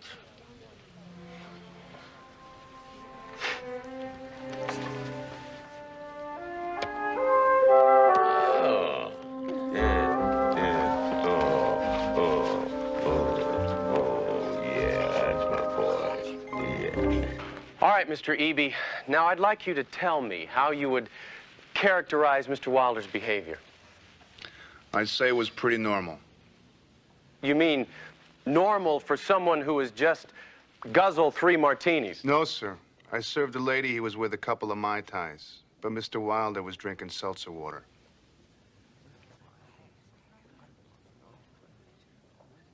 I beg your pardon? That's all he ever drinks in the afternoon. Then I suppose you were lying when you told me that he was so drunk you thought he shouldn't drive his car? How can you get drunk on seltzer? And that when you tried to take his keys, he shoved you onto the floor and damn near broke your neck? I never said that. You said it! Mr. Eby, when I talked to you, you said it. And now you are sitting here under oath and lying right in my face? Objection, Your Honor. He is badgering the witness. Mr. Mitchell, you better get control of yourself. If you want to impeach this witness, don't hit him over the head with a hammer. Bring in someone else's testimony. Your Honor, there was no one else present when I interviewed this witness. I don't have any other testimony. Then that's your mistake, isn't it? So get off this line of questioning and go to something else.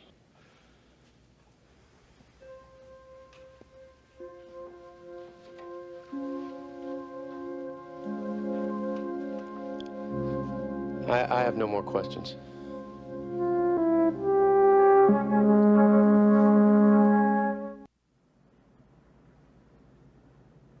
Now, officer, let me get straight to the point.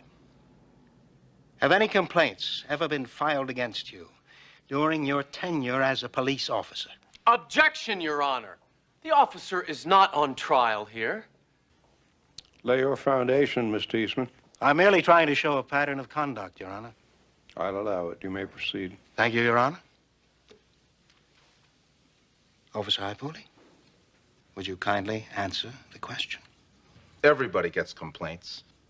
You can't do your job without getting complaints. That certainly must be true. Because according to official department records, you have had at least 5. 3 for abusive language and 2 for excessive force. They weren't all sustained. Isn't that true, Officer Hypoli? Isn't that a fact?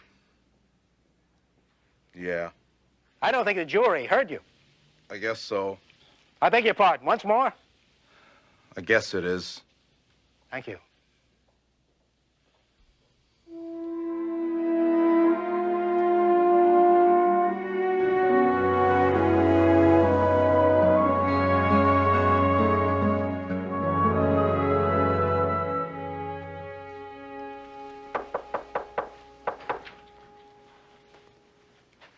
Hang on 1 second. I'll be right there.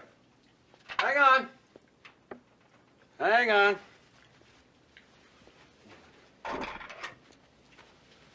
Don't go away. Here I come.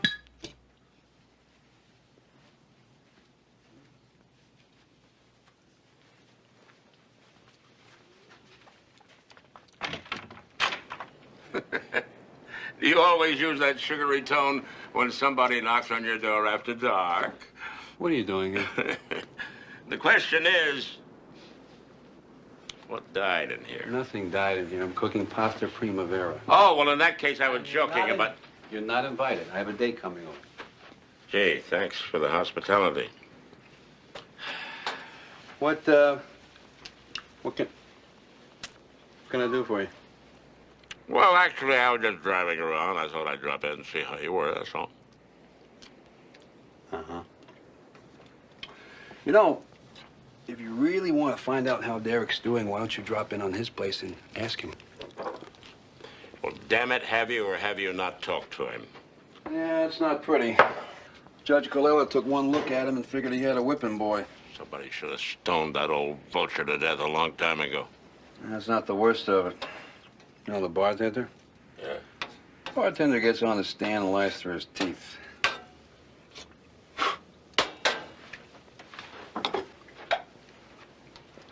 You know, I don't know why you're being so damn stubborn. What's wrong with you? Kid needs help, so why don't you help him? I don't understand. Look, the worst thing I could do is to spoon-feed Derek in front of the whole world. He started alone. He's gonna finish alone, sink or swim. I am not going near that courtroom. I'd love to have someone on my team who had a little compassion for his fellow man. Wouldn't that be nice?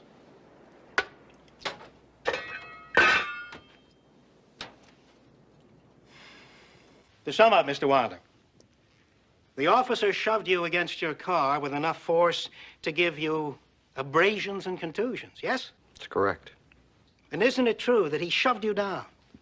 He made inflammatory remarks that you could afford such an expensive automobile. Yes, he did. He handcuffed you. He kicked you several times. And then he took you in. I couldn't believe a police officer would act like this. Now, you did not begin this altercation. No, sir. I'm not a violent man. Thank you, Mr. Wilder, for your candid testimony.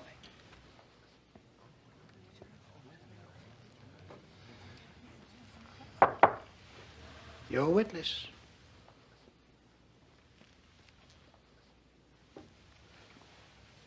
Mr. Wilder, I just heard you say that you're not a violent man. That's what I said. Well, about 20 minutes before you punched Officer Haipule. Isn't it true that you knocked down the bartender at the Keikoa Country Club? Objection, Your Honor. Inadmissible under Rule 404. Your Honor, the defendant opened the door by testifying that he is not a violent man. Objection sustained.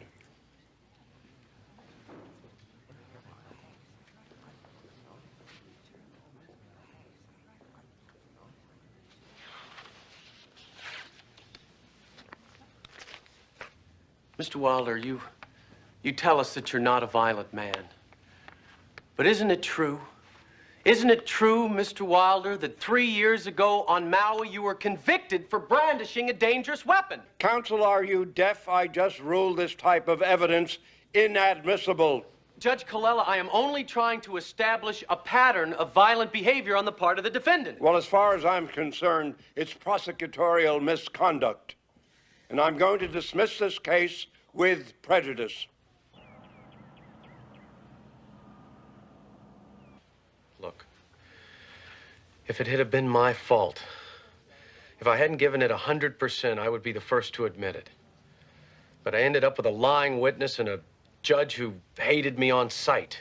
The world is full of lousy witnesses and obnoxious judges.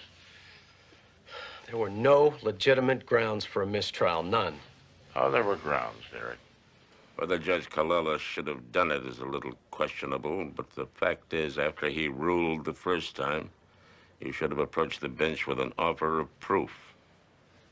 I guess I got a little flustered. You want to hear McCabe's remedy? A week at the law library, studying your eyes out. Impeachments and offers of proof, forwards and backwards, backwards and forwards. What about the rest of my work? You can do that, too.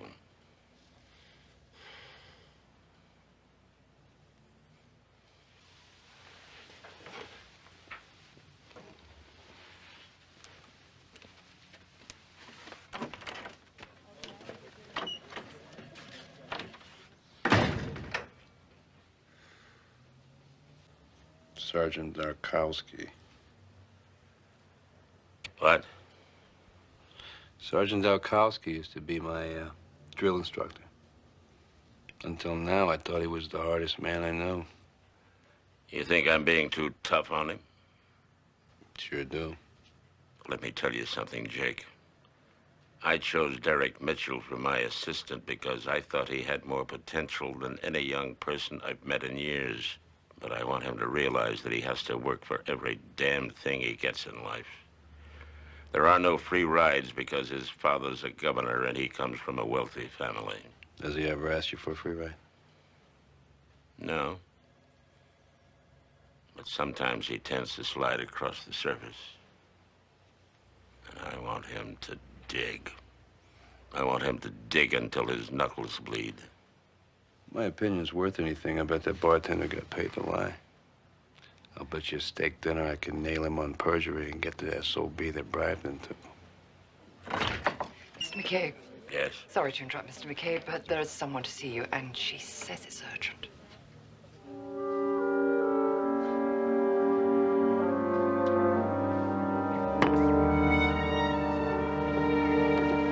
Morning, sir. We don't open till noon. I think you and I should talk, right? What's this all about? It's about a friend of mine. Put him in a trick bag. I don't quite understand. You hung him out to dry. You understand that? You think I lied? Yeah, I think you I lied. didn't lie. No? Your friend just screwed things up, that's it. You listen to me. A couple nights ago, I'm having some drinks with some friends of mine. HPD vice cops. You know what they told me about you? They told me that you've been stitching on some local bookies. It's very dumb. You know why?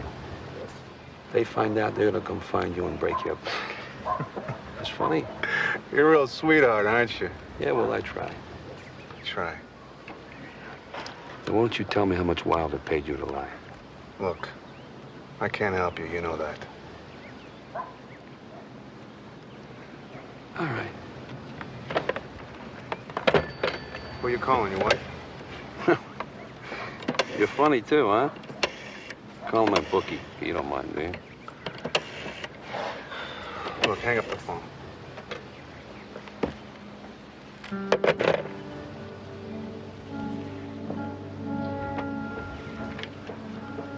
What do I gotta do? You're gonna do something for me that you do very well. What's that? You're gonna lie.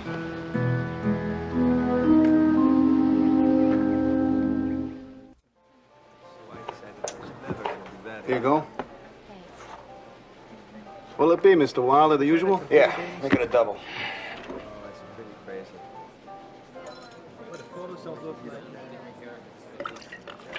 See that guy over there? The Howley. Who is he? A big tipper, that's who he is.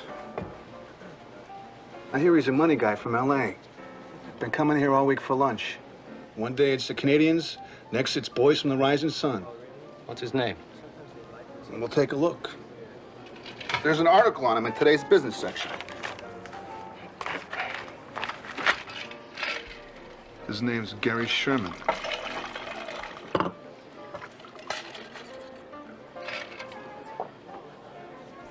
Looks like someone I should get to know. I thought you were supposed to be at the law library. I'm on my lunch break. I know why you're here, and I am not going to allow it, Derek. Judge Kalila blindsided me. The more I think about it, the madder I get. I am not going to let him get away with this. You don't take on an old, powerful, and bitter judge unless you want teeth marks all over your hide.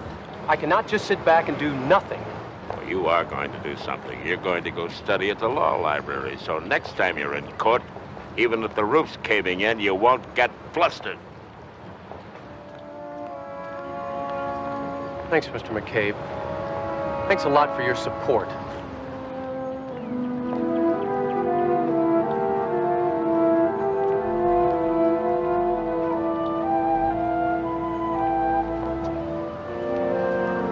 You're welcome, Derek.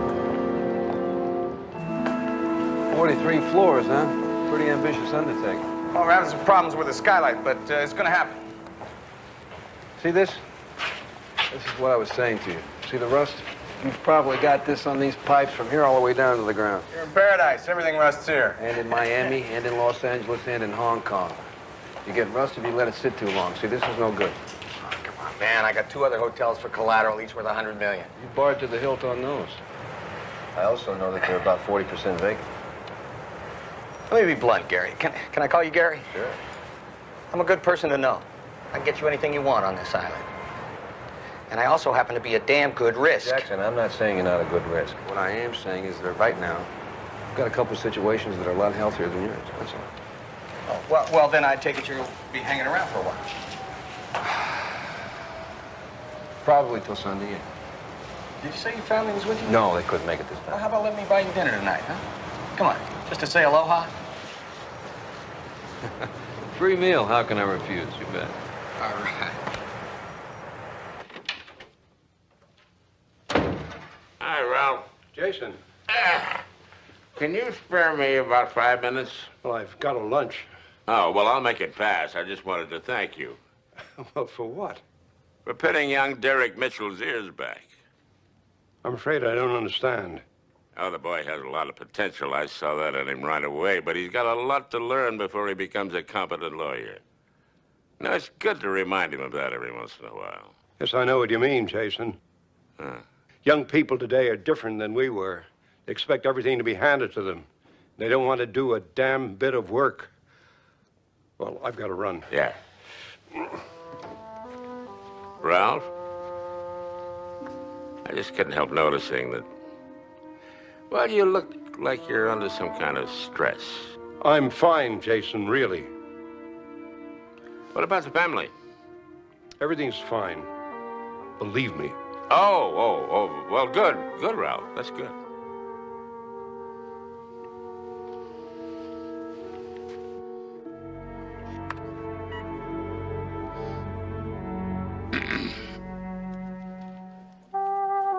Why is it that you seem so totally unable to do one simple thing that I ask you to do?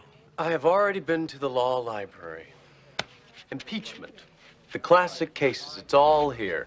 Winfield versus McFarland and Carter versus the Pennsylvania Railroad. And all of it, it's all on those things? Every word of testimony. I can print out only the sites I need. The miracle of modern technology. Whatever happened to books?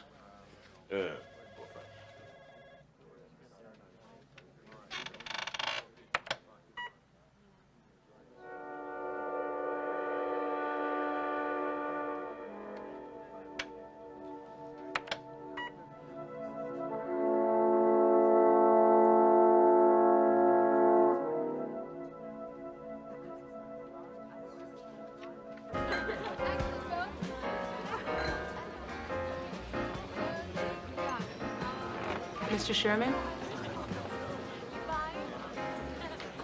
Yes. Mr. Wilder's been delayed. He's putting together some facts and figures. My name's Cynthia Davis. He asked me to keep you company. I hope that's all right. That's fine. That's fine. Would you like a drink or something?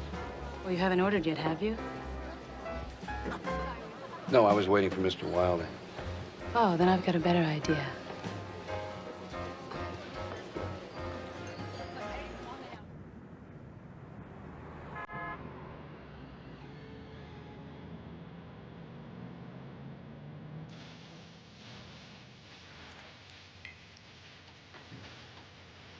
Jack says you have very good knowledge of building procedures. Well, I'm flattered. Thank you. Well, don't be. He hates your guts. Oh. Well, that's what happens in the dirty world of business. Doesn't have anything to do with business. He hates you because you're better looking. Men are more vain than women.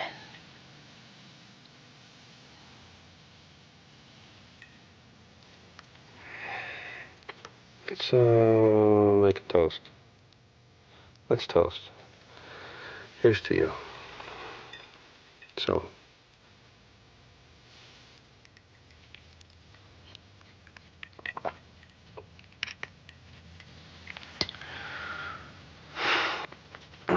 Do you have any idea why I brought you here? I could take a wild stab. I'll bet you could.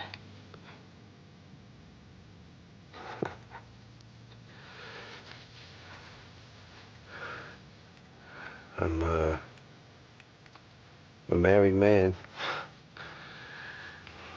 Well,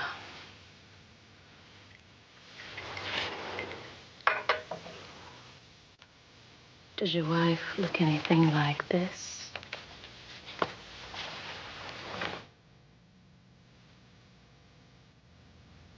Not even close. That's what I figured. Stand up.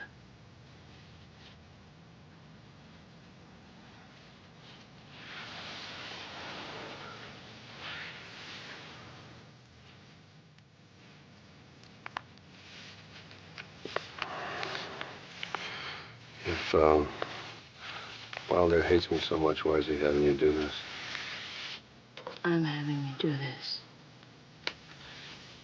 All he wanted was me to entertain you for a while, and I chose the method. Great choice.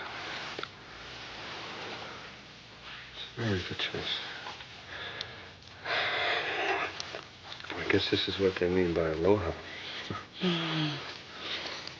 Stick around. You might even get the flowers.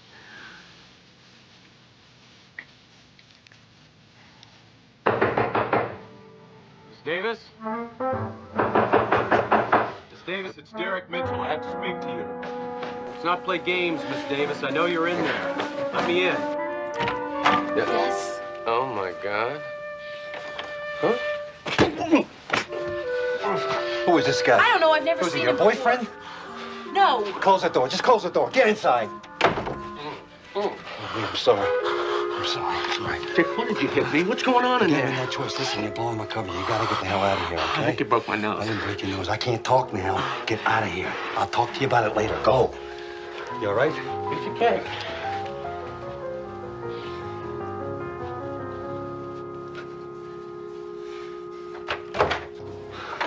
Hey, This is not... I gotta get out of here. I'm dying. come on now, we're waiting. No, don't. Don't. I want... Come on, you're not gonna let that little jerk spoil our evening, are you? What? No, there's no evening. Come The on. Don't. The evening is over.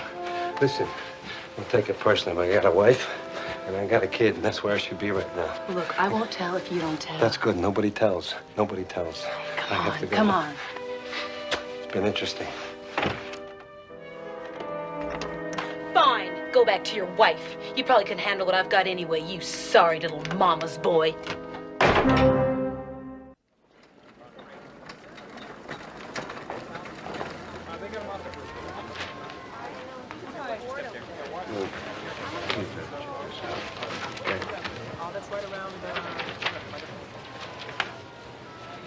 Mr. Wilder wants to see you. Now. Mr. Sherman, I hope my arranging this little meeting hasn't inconvenienced you.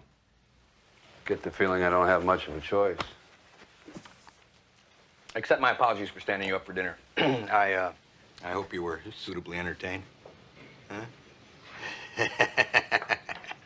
Thought it was interesting while it lasted. I know it's a little late now, but why don't you join me for dinner? Come on. They serve the best sushi in Honolulu. No, you're right. It is late, and quite frankly, I'm a little too busy, so if you'll excuse me. Well, this is a special meeting of the board of directors, Gary. All in favor of a revised financial report, say aye. Aye. Oh, I'm sorry. This is Raymond. It's my video technician. He's going to help us out with the late show. What's going on? And now, ladies and gentlemen, Pleasant Island Memories brings you the adventures of Gary Sherman. I chose the method. Great choice.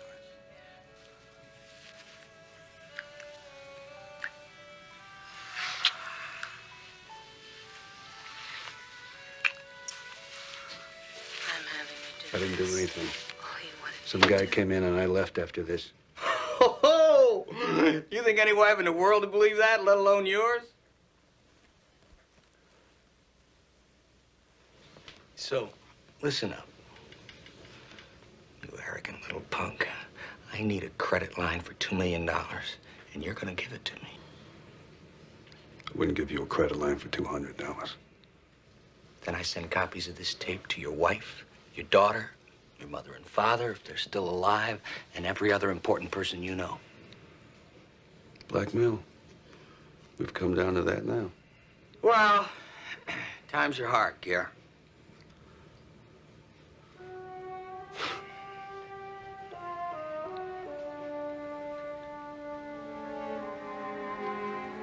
Love to stay around and talk, boys. But you two are going downtown for a photo session of your own.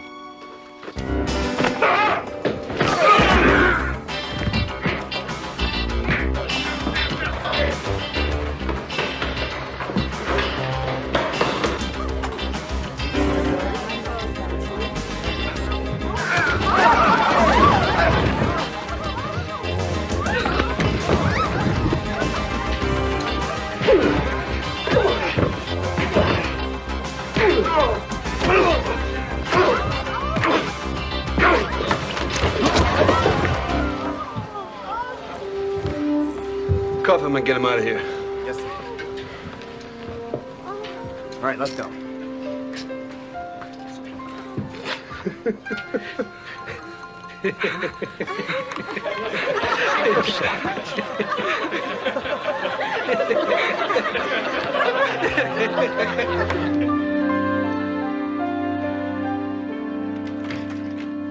I don't like being sent for.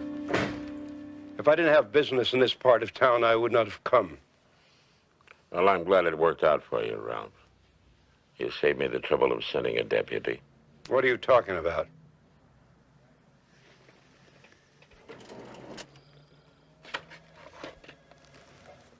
That. Your wife brought it to me. Marion. She knows about you and that call girl, Cynthia Davis. Marion said you'd been coming home late, smelling like booze and French perfume. She began monitoring your phone calls. She heard Jackson Wilder make threats, and she found the tape hidden in his study. And even though it's almost impossible for me to fathom, she was actually worried about you. If you're hinting at any wrongdoing, forget it. I paid Wilder for that tape. That's all there is to it. You also let him out of a felony assault on very debatable legal grounds. What's just as bad, you made a promising young lawyer think he picked the wrong profession. I don't know what happened to me. 20 years on the bench. I'm not a bad man. Now, forgive me, I didn't mean to laugh. I just wondered how many times you'd heard that line when you were sitting on the bench. I figured you'd be calling me in when I heard you'd arrested Wilder.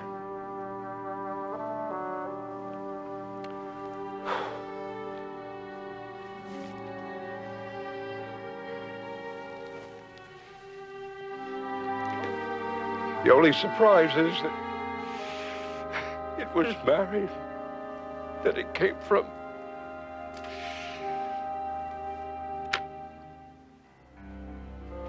Your resignation? If I resigned, I hoped you wouldn't be taking me before the bar. I wish it were that easy, Ralph. I really do.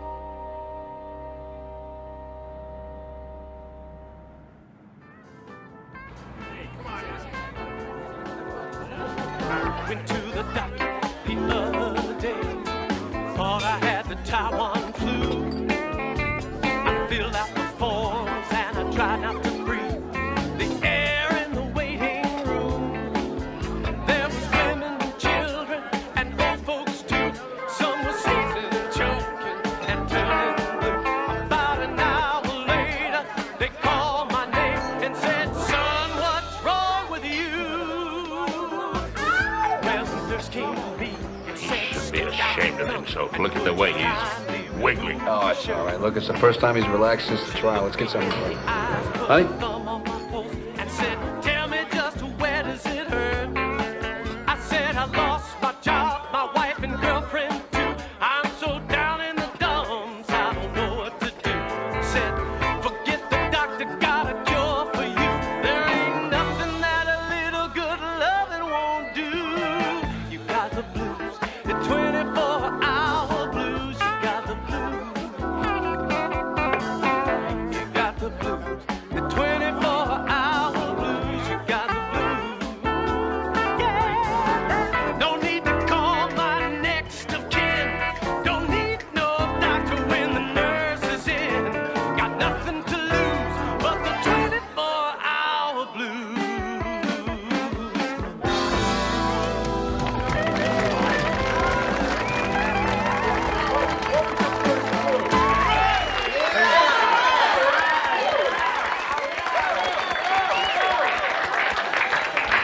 Have a beer on me. That was great. Don't even start. Don't even start. The reason I'm not at the law library is because I am sick and tired of the law library.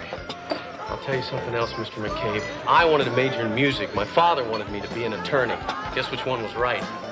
You were both wrong. Come on, you gotta admit, he's got a great voice. You did a great job, man. That was excellent. Not a great voice. He's got a good voice. Look, it's not that you couldn't be a good musician. It's just that I think that you're going to be a brilliant lawyer. In fact, I'm assigning you another case. Really? What? The People versus Kalukami. What are you doing? You can't do that. That's a felony manslaughter. He's gonna get killed. I thought I told you that's how I got started. My first case was a felony manslaughter. You mean I'm going to be following in the tradition of Jason Lochinvar McCabe? Ask him who won that case. Did you win? Not exactly, but that's not the point. You got your butt kicked around that. You told me you lost. I did lose, but it was a moral